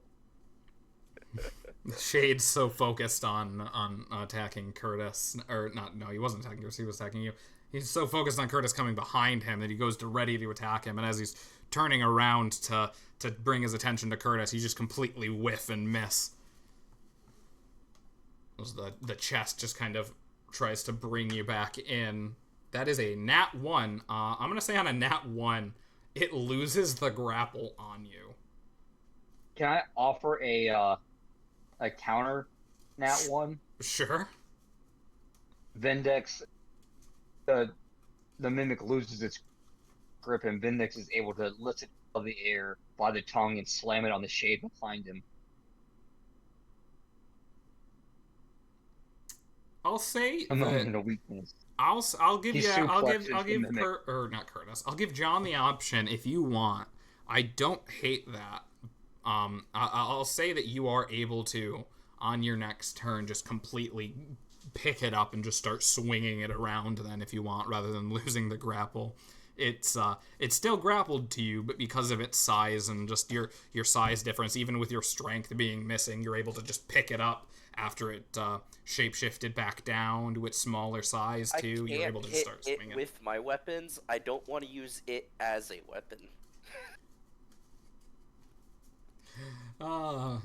Okay. I mean, it just drops the grapple. You know, it's just completely lost its grab and grit. Like that, your armor is like the metal of your arm is just so dense and metallic and hard that its teeth aren't even scraping it, let alone dealing any damage. It's not able to do anything. So time to start stabbing the Shade that's turning back at him, just like, oh, no. Step. Alright. With advantage again, please. Oh, that's why, because I'm looking at the wrong thing. I hit the wrong thing. Haha. It's twice now.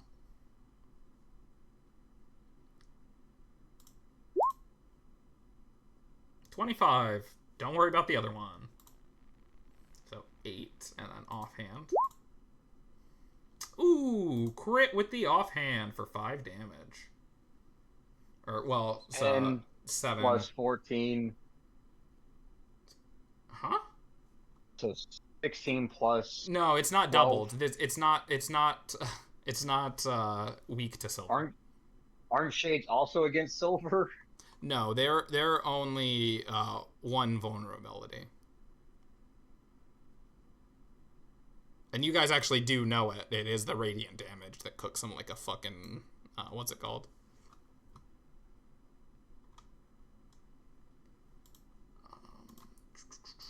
Anyway, so 8 plus 7 is 15 total damage. That's exactly its HP. So he is able to cook it, and then I'll say he takes a step forward. So as we go into your turn, you have advantage on your attacks as well.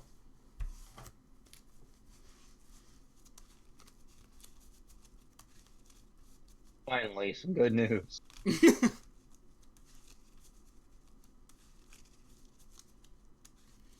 A nat 20. More good news! All right, John, it's your turn after this. 26 points of damage. Holy shit, you're right, because that is just the 1d10 plus 4. My god. All right, well. Ready? I'm gonna miss the mimic. That's the last Shade dealt with. And I use my movement speed. That was not... Yeah. Fuck. Maybe I was over still here. on advantage. There we go. That's better. Nat 1.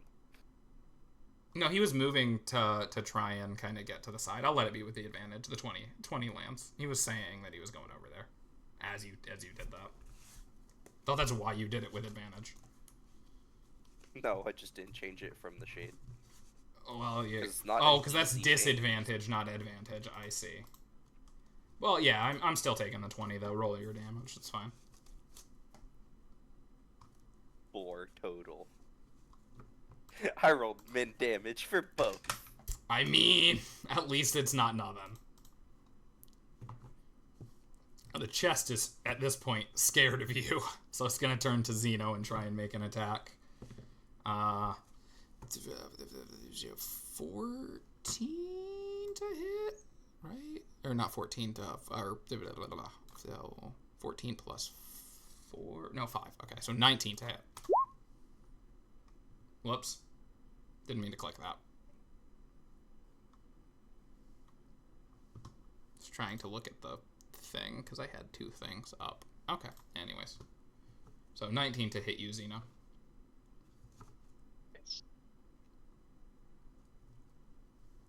Did you say miss or hit? It hits. It does hit. Okay, that's what I thought. I just didn't hear it. Yeah. That's funny. So you take 8 piercing damage, and then you take an amount of acid damage. 1. Perfect. Take 9 points of damage. It was exactly 1 point of acid damage, and you have resistance. So doesn't 1 point just get negated, or does it round up to 1? It's poison. God damn it! I always mix those fucking things up. I'm so bad at this. You keep bringing it up, so I might as well add acid to my resistances. I know, right? With how many times I fucking said it. But yeah, 9 total points as we go back to Gerald, who is going to be able to get it from... Nope, not gonna finish that. Anyways. Get it from the tongue? What? I was gonna say get it from all angles, but I stopped myself. Oh. Alright, so dagger. Okay, the second one hits, thank God. First one, roll with advantage. So 8 for... I did. 16... Or not 16. Yeah, 16 damage. And then offhand for 8. So 16 plus 8.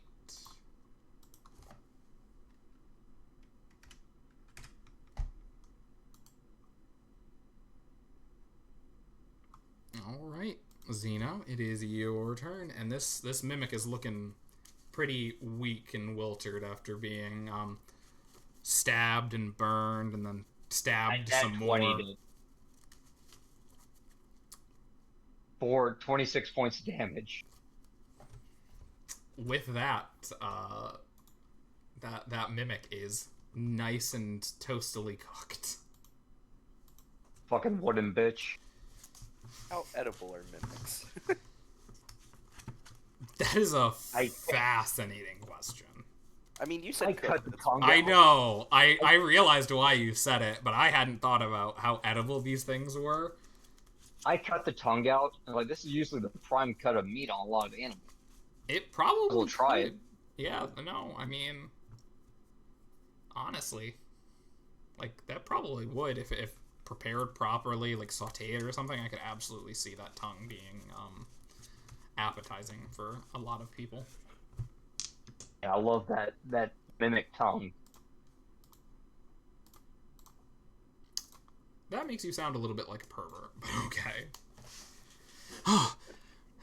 Well, that was crazy. I didn't see anything in his bedroom except clothes, but I don't know what I'm looking for, so I don't know if you guys should go in there and check. And he looks over at the notes on the table.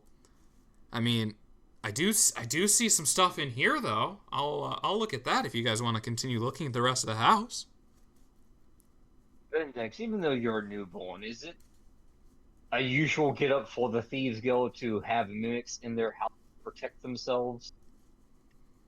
No. I would assume Like, not. I mean, I don't even know about mimics, like, being here. I mean, I've heard of them, of course, but I thought they were over on Ethra with, the shapeshifters that are apparently here. I think it's obvious that he brought them over with him. This is a little too intelligent for Curtis. Yeah, but his character does have a high intelligence stat, and with him not being here, I'm just trying to use it to, like, push along the plot a little bit. Like, he'd know that they are from Ethra and that, they are at least closely related without, like, a skill check, so Just to kind of move that part along. I don't want to push conspiracies, but do you think the king may have been a shapeshifter? Jerry's eyes get real big. Why would the shapeshifters kill? Wait, I'm dying again. Is it possible for him to die? I mean, he's a machine. Like, maybe his death means something different than ours. Ich bin ein Maschine. So ein Mist.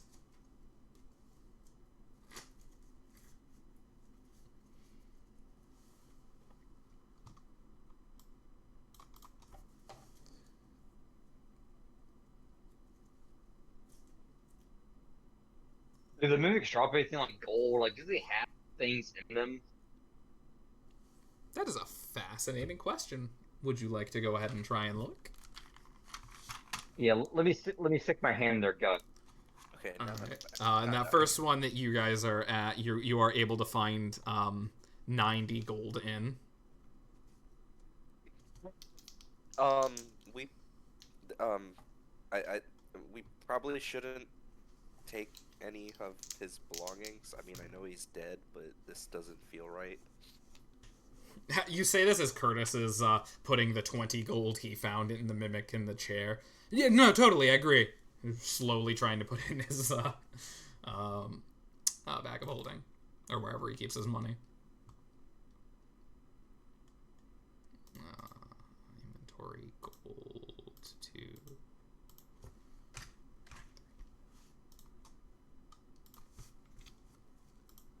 Well, what I was saying is, what if the king knew of the assassination plot and hired a shapeshifter to take his place? Well, then he wouldn't be dead, and people wouldn't be looking for his replacement, I think. But the king's not dead, though. Again, the shapeshifter died. Yeah, but then why didn't he come back? I mean, it's been like a week. Maybe he's trying to lure the cult into a false sense of security. Or maybe perhaps make Michael think that he's gone. Yeah, but he didn't know about Michael till we got here. How do we know he didn't know about Michael? Well, I mean, he would have digging told into us. this too deeply. Wouldn't he have told us?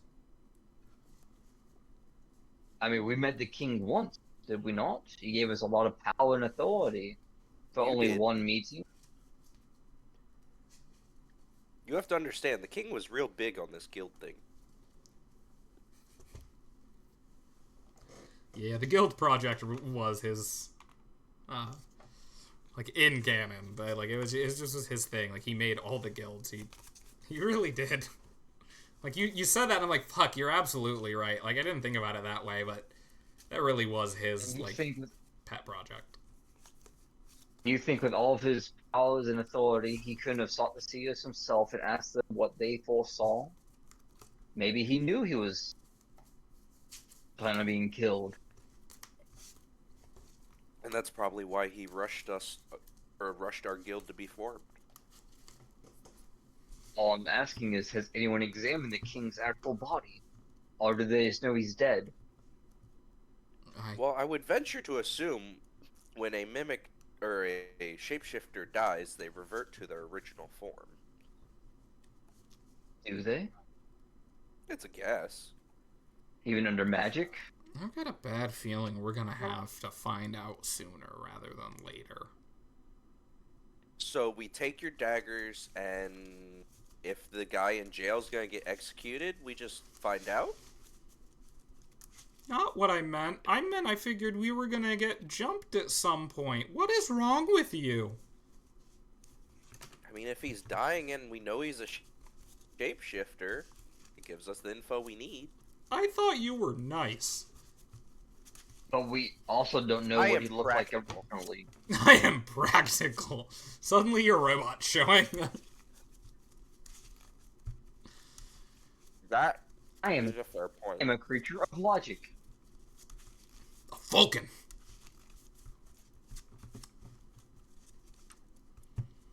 I try to imagine being Data, just less mechanical. I love that though. Lieutenant Commander Data is Oh, I love him. He deserves all the protection. But as Jerry is just ruffling through the notes and the letters on the desk. If you immediately know the candlelight is fire, the meal was cooked a long time ago. What does any of this shit mean?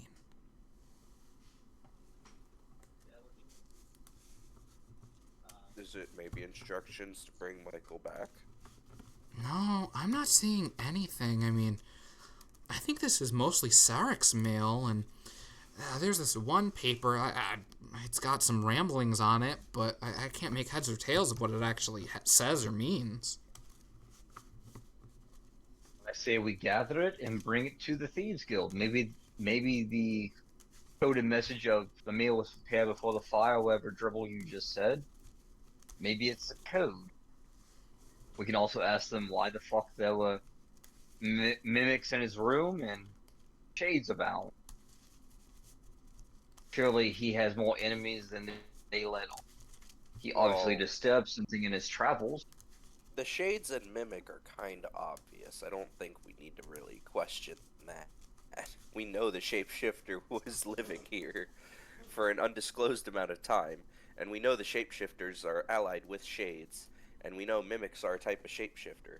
So that just seems logical. Yeah, I mean, that makes sense, too. I just wish we knew how long he was actually here.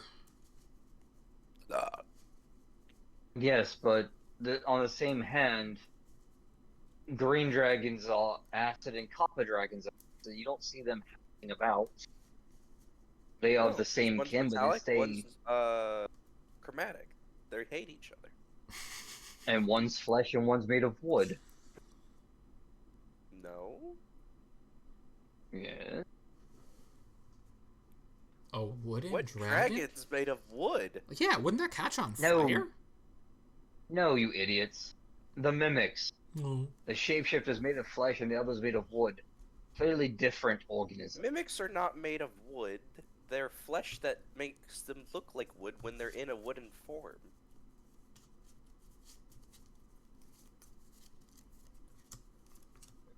I don't know if flesh can have that property of being wood and flesh. I mean, it's either wood or isn't. I think you're getting stuck on the wrong part. And he's giving you that face, mouth open, eyes wide, like, huh? Anyone gonna laugh at the joke? Hit Jerry. Yeah. Jerry, you're a weird person. Anyway. Go fondle up Jerry too, or wherever you guys do. God damn it. Fine, I'll go check the kitchen for more clues. Every dining chair is a mimic. The house is a mimic. I will say this, he got a 21 in investigation in the kitchen and found nothing. He didn't find the kitchen. No, he found the kitchen. He was able to find the kitchen. I mean, 25% chance. 20 if you count the hallway, but...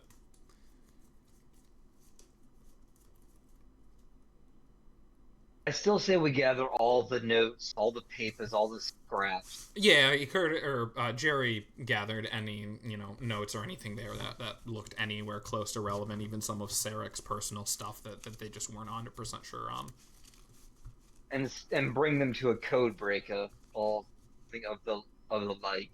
I mean, yeah, we're going to the Thieves Guild once we're done here with everything, so I figured they'd have somebody. I mean, if it's not from them or in reference to them, it's from the shapeshifters, so... Exactly.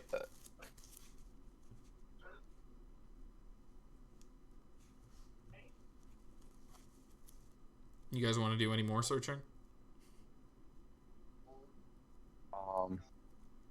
I searched the fireplace. I will look under the carpet. You see a second carpet. I mean, you see a little bit more dust and dirt, but nothing of consequence. No panels or anything. No secret entrances or exits. I investigate the fireplace that's still going after the president's been captured a few days. That was just on the stamp. It's there. None of the candles are lit. No, the fireplace isn't on.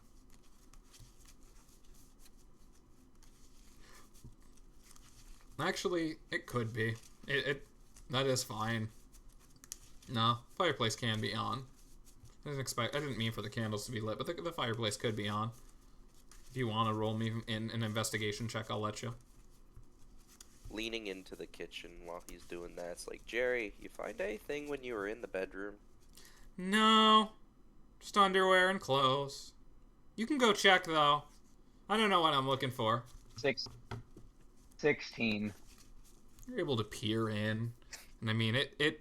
The fire isn't recent. Like there are embers starting to go out and such, but there's still some fire left. It looks like it was tended to only a handful of hours ago. If it was set right before the prisoner was arrested, it would have had to have been made and then they walked out the door kind of thing. It was very recent. I'm trying to see if it has any correlation to the note we saw. Huh? Oh, The note I see what you're about saying. the If the fire in the candlelight is food. fire, you'll know that the meal was cooked a long time ago. Yeah. No, there is nothing. Why don't you give me an investigation check while you're in the bedroom, Vin? Walk back to the bedroom. This is a king-size mattress, but he wasn't king. What is this? As you're standing in there, I can't find the bedroom! What are you talking about? It's right here. Oh, shit. What is a house? I'm just in the hallway. Where's the bedroom? Zeno, do you No, want I to think try? that track. Do you I want to think try? that would track for Vendek. Because he doesn't sleep, so he wouldn't know what a bedroom is. That's so funny and true. I hate that that's accurate. I'll even say with the other two in here, even though they weren't able to find anything, because they weren't able to find anything, you'll be able to do with an advantage as they're helping you look in places that they haven't. Fucking 17. finally! Oh, the DC started at 15 and it was at 10.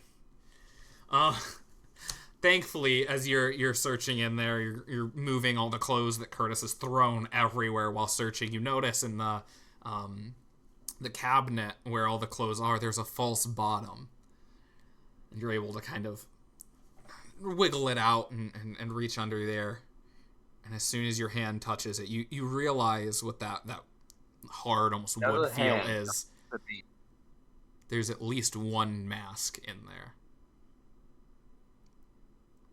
I sleight of hand pocket the mask. What are you stealing this time? It's a sleight of hand. I was gonna say check, it's a sleight of hand against their perceptions.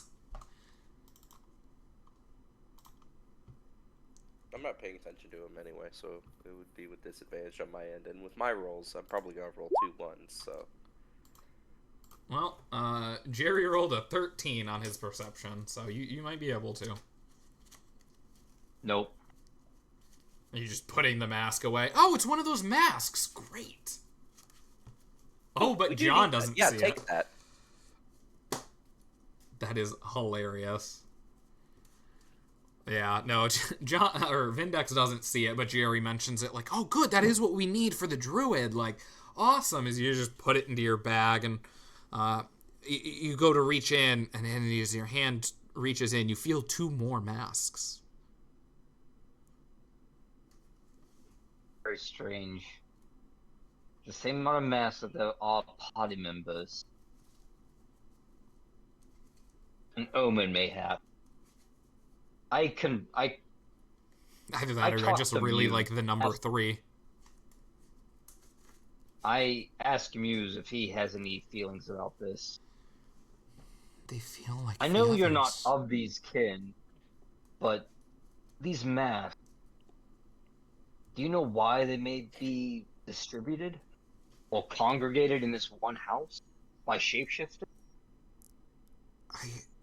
I don't know about them, but they feel angry. These masks are just angry. I don't know. And it's weird. It's like they're calling out. Can't you hear it? It's like they're begging to be warned, to take someone over.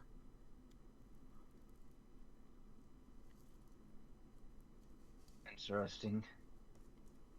And I will say, we as lock them as in our you've basement. got your hand on it, and if you bring it close enough to your face, you will start to kind of hear almost like ethereal whispers in your ear. You can't quite get it, but there is like you can't quite understand them, but there is a force just compelling you almost to put on the mask. Would ask for collaboration from Vindex if he is open for it. Do you still have that spell Command Talk at your disposal? Yes, I have the spell command. How Why? strong is this spell? I mean, it depends on the will of the target, but What if the they... target has no will? What if it's just the mask? Could you peer into cursed objects? I mean, we know that the masks have sentience, so I would assume that they would still have will. I'll also say at this point, Curtis is finishing up ritual casting, detect magic, so that while you're searching and stuff, like when you guys started searching again, he's trying to like ritual cast the spell to help find anything. I guess consort with Vindex and said, I have an idea that may work. I'm not sure how well it'll work or if it'll work at all. I propose we grab a chair from the dining room, strap Jerry 2 to it, and place a mask on his face, Ooh. and see if we can summon forth the sentience and talk with it. Since Jerry has no will of his own, I'm curious to see what the effects would be. I mean, the mask takes over, so at that point, I don't Right, think but it being... he takes over nothing. Jerry has nothing, is nothing. So it's not taking over anything. It is just itself. To be talking to the map, and not. But knowing but not knowing the full intricacies of Jerry good and job. Jerry 2. Look at Vindex. I think I agree with the idea. I'm just saying I think it will have control over the body and everything. And as Jerry finishes his ritual, he's like, no, I don't want you guys to touch Jerry. I mean, you'd have to strap him down and, like, chain him up and make sure he wouldn't get away first before we'd be able to do any of it. And I just don't want to lose my buddy, as he's, like, hugging him. You have control of Jerry, do you not? Like, he doesn't move unless you allow him to. Like, he has no soul, no... Right, Drew sniffles. Mental capacity. Yeah, I guess. Yeah. So he shouldn't be able to move at all. I mean, we would definitely strap him down. Understanding these dark powers, I just have a weird prediction feeling. It's not a feeling. What is? I don't have, but What's the worst that happens? We do it and Jerry goes bad, or we don't do it and the GM throws in our face later that we didn't do it. It's your choice today. I'm not saying don't do it. I'm just saying. And this is Jay, not Jerry. But I mean, yeah, you can always just try and take the mask off too. Like theoretically, there is danger, but not a lot. Well, we're voting 2 versus 1, so let's go. What I love is Jerry is like on the fence. I don't wanna, but Zeno was like really convincing him. And Jerry too doesn't drag a chair in. I drag a chair in from the dining room, push Jerry out of the door, close it, and start lashing Jerry 2 to the chair. hurt my baby!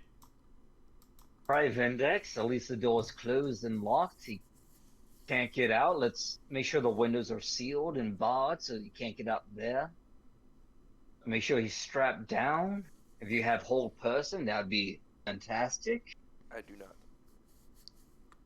Someone has rope, or is it Curtis? I have. I have rope. Okay, good. So you are able to tie all him down have with rope. rope. Yeah. We overly wrap him up. Oh, I love it. Cocoon this man into the chair. The only thing available is his face. He looks like Frodo from The Return of the Two Towers. He ain't going nowhere. It's funny. You ain't going nowhere. I mean, it is just a limp, practically skin suit, just tied and wrapped up. I mean, his arms are like folding in where the ropes keep like digging into what you call his arms, and you can see it just like bending in ways that a humanoid's body definitely shouldn't. Now that Gumby is strapped in, so you have Fuck. What do you have any other spells that maybe could read minds or maybe project deeper? I'm a paladin, not a warlock. All I can do is make people do stuff through fear or my righteous cause.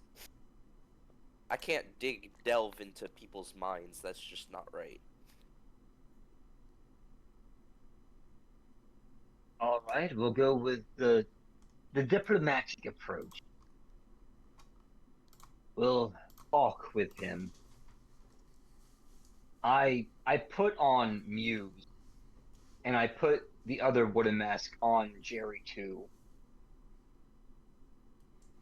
You're able to put on Muse without a fight or any issues, as thankfully your mask is a very kind and nice person, whereas the mask that takes hold on Jerry too, it almost like suctions to the face, like there is like a magnetic pull as it gets very close. Even with it not being a human of anything, it still recognizes it as it adheres to the body, and you can see a faint light kind of emanating from the mask as it's awakening, and it just kind of fades away as you hear in your mind, "The fuck did you do to me?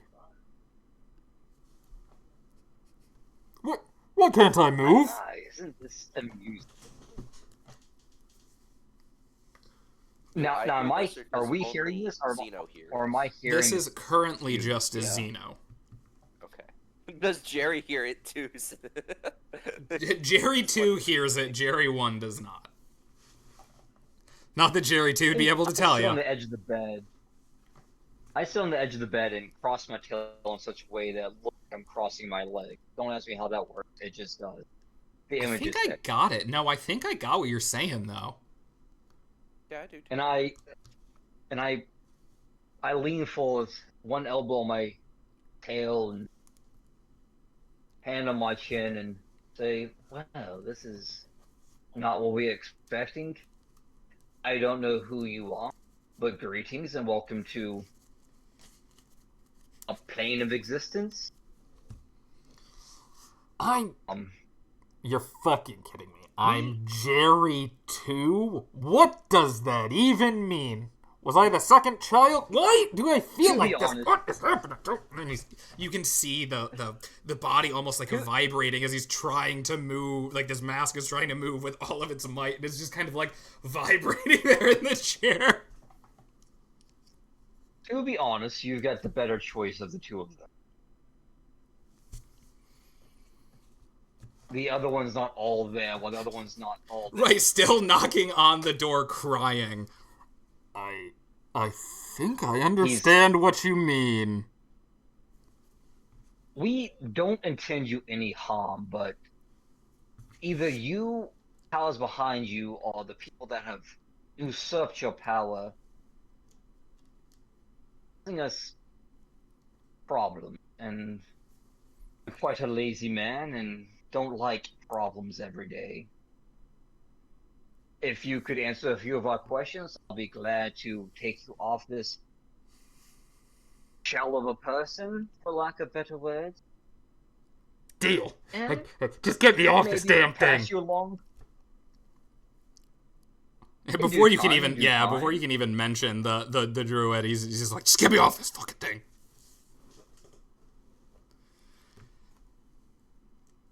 Of course. We just have a few questions. And are you you know what your speaking to purpose it like is? just through your mind, or are you verbalizing this and vocalizing it?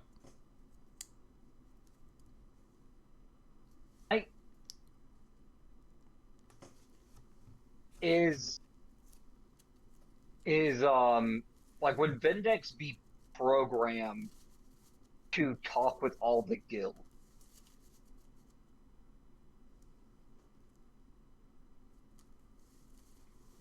To talk with all the guild?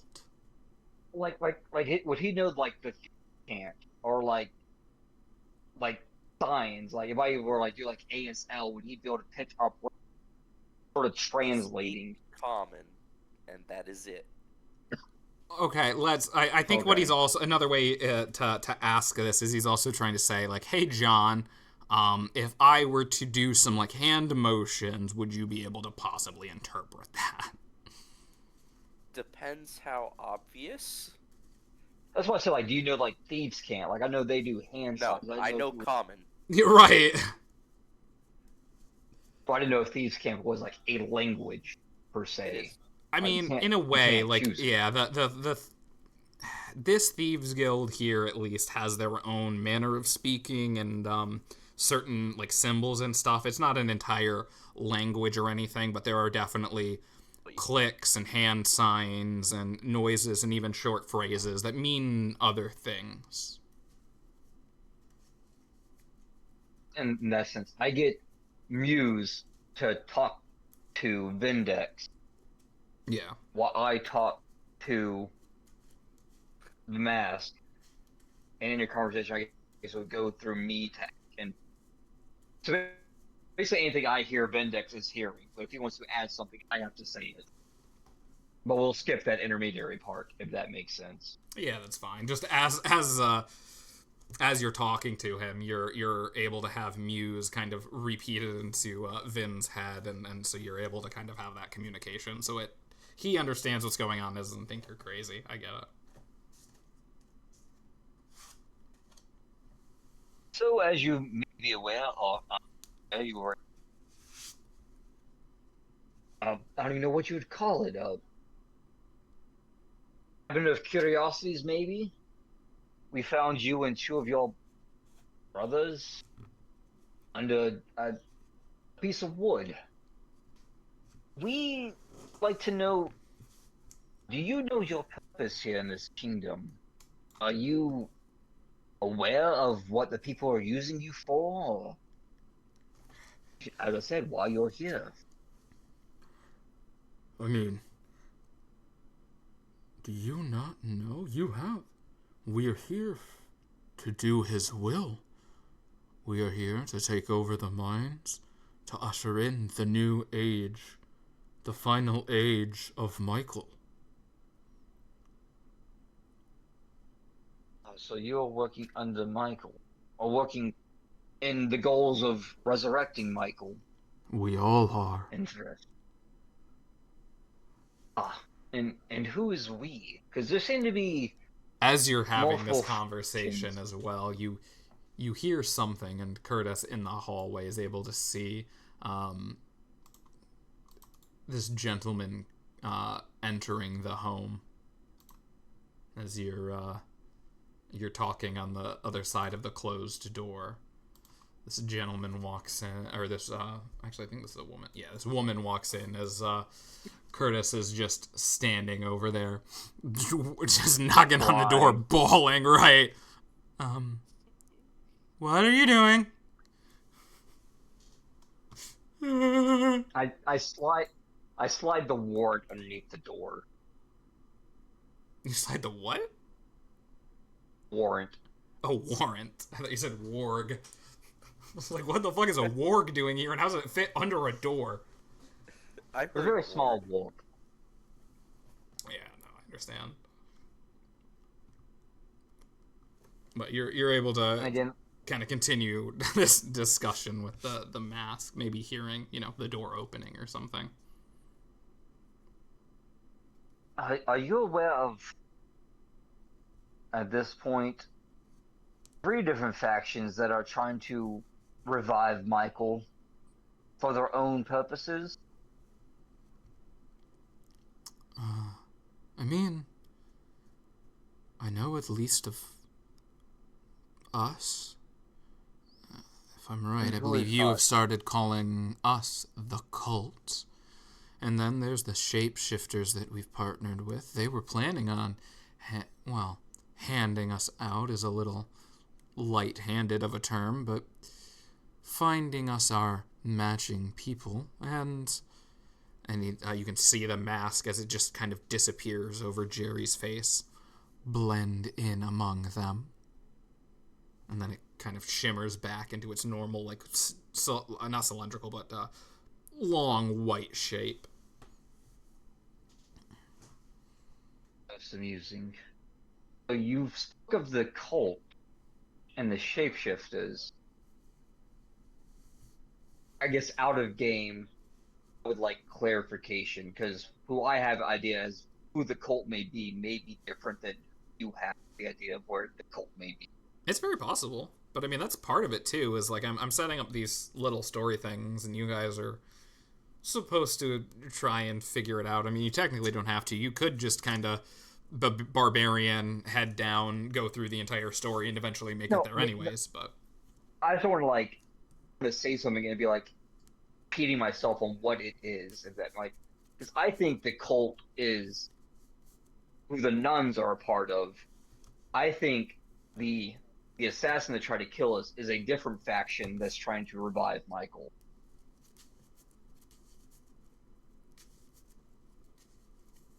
it's very possible. Shapeshifters are their own thing. Okay. I just didn't want to get murky as who I think the cult, if we knew who the quote unquote cult was, this is Yeah, confirmed, no, yes, definitely not. You've only seen a handful of cult members that you even know.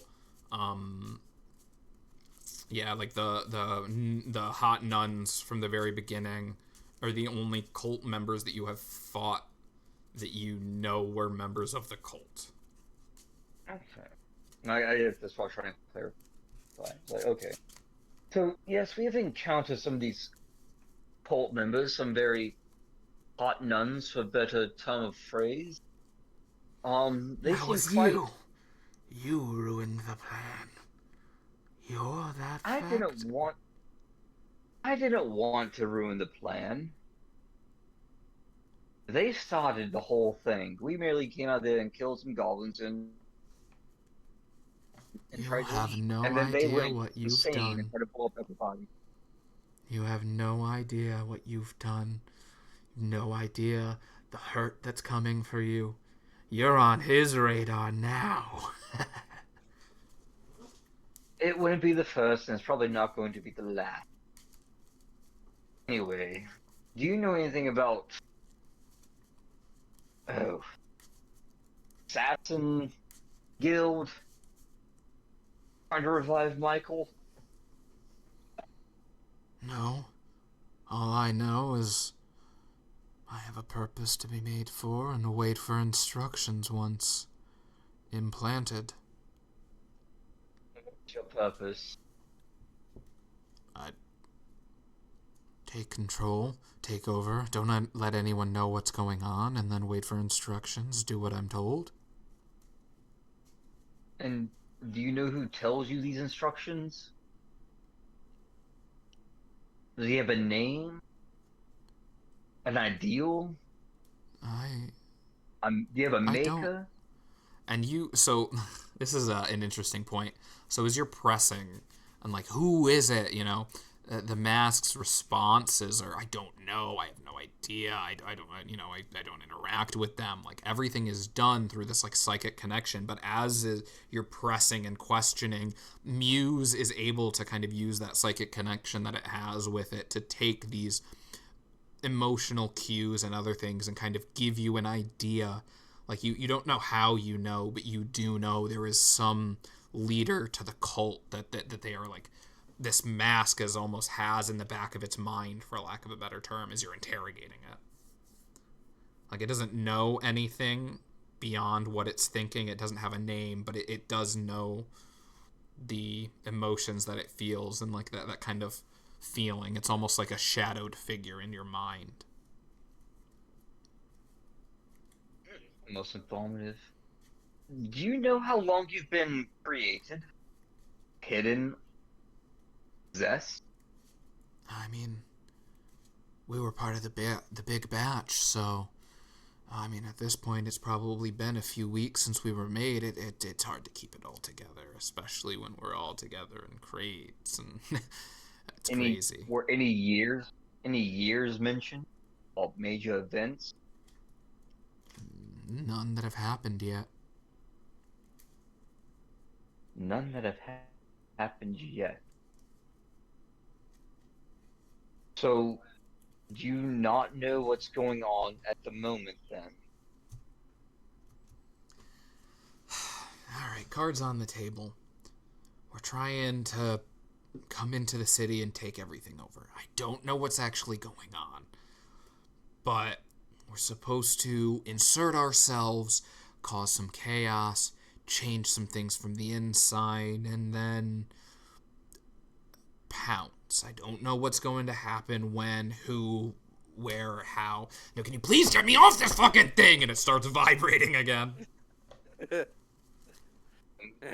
I turned to Vindex, like, in our mind communication through Muse, like, have any questions you want to add to this inquiry? I mean, all my questions it won't know from what it's been saying, so I think we've gotten what we can. From the other side of the door, I have questions. Who are you? And I pull the mask off of Jerry 2's face. The body just goes limp again. Ceases the vibrating in the chair. I hand the mask that has talked to us to Vindex and tell him to keep it safe. I imagine Geralt, if he is to be trusted, not saying he's not, but they did mention a plot to overthrow from inside. I don't know how deep the faces reach into the kingdom. I will take Geralt for his value and say he is trustworthy at the moment. But I think we should also branch and inform the Thieves Guild, be on the lookout for any undercurrents, as well as Geralt.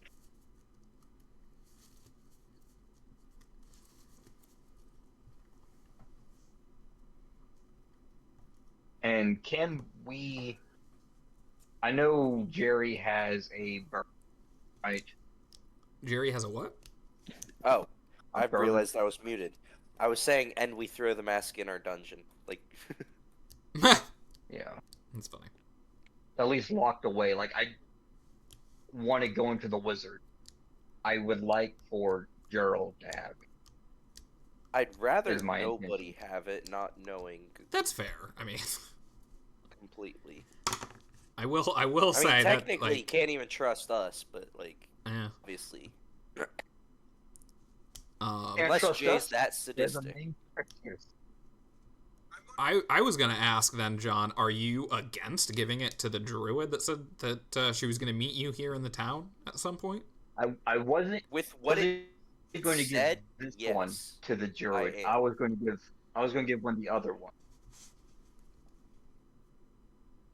Well, the other two are just like this one, aren't they? We don't know, because they may all be, while hive mind individual, they may behave So let's Like find out. the people Grabs they- one, shoves it on Jerry too.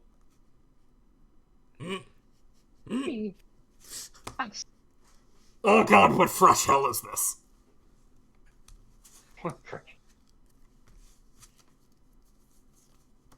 And I basically And I just like asked the motion same Zeno to. question. Just take it right back off. I Oh, thank god.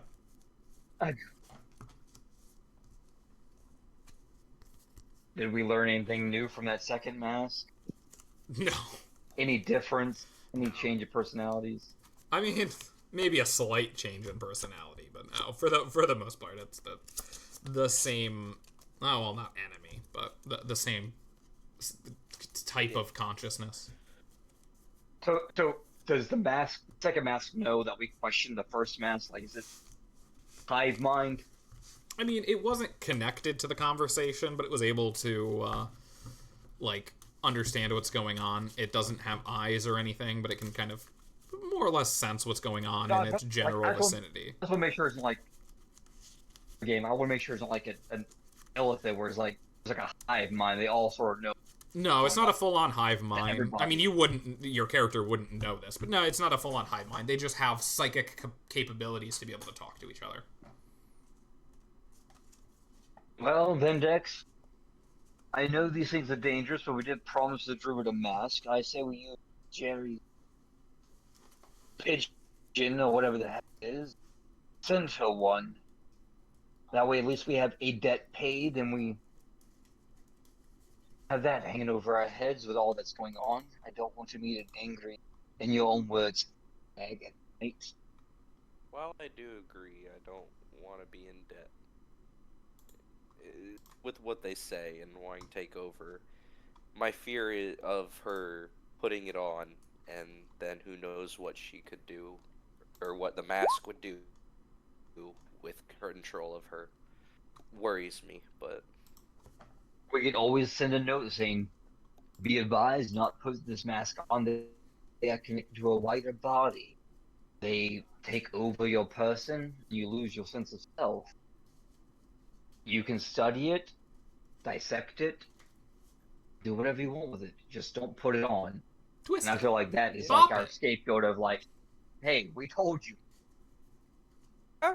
yeah, I guess.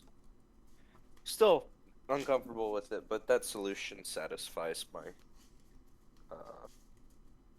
As you guys are like agreeing with what to do with one of them, and you're like, yeah, as long as we warn her and properly communicate and everything, as long as we're both comfortable with it, yeah, we should absolutely be able to, as you're both adults just having that conversation. You open the door to Jerry just on the floor, just kind of crying, looking up at this person, just, I'm sorry, I didn't mean to trespass.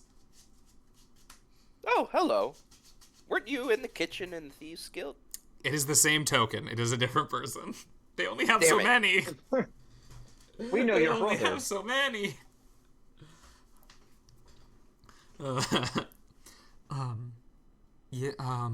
No, that's not me. That's Celia. That's a different person. But you are part of the Thieves Guild. Yes, Sarek and I both.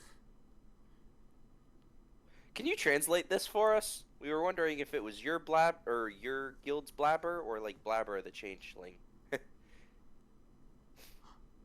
And did Zeno pick up that paper, or did he leave it on the desk? Yeah, we basically picked up everything that there was Okay. to be picked up. So, show her the paper, Zeno. So as you say this, you're like, if this is yours or the changeling, and then you're like trying to talk with the others, and you're like, here, find this paper, see if she can help us.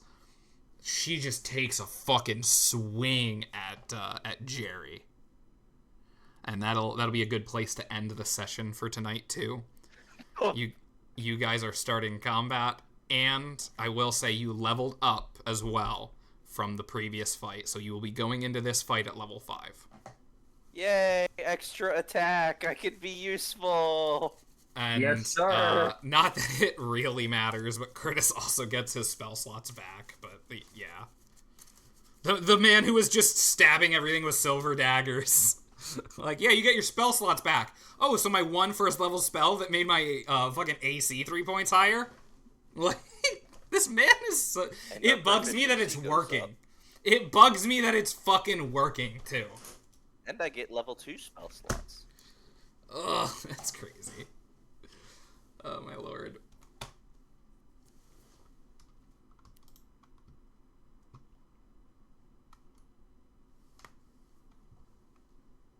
Alright, I'll... Oh, wow. Almost exactly 3 hours, too. And the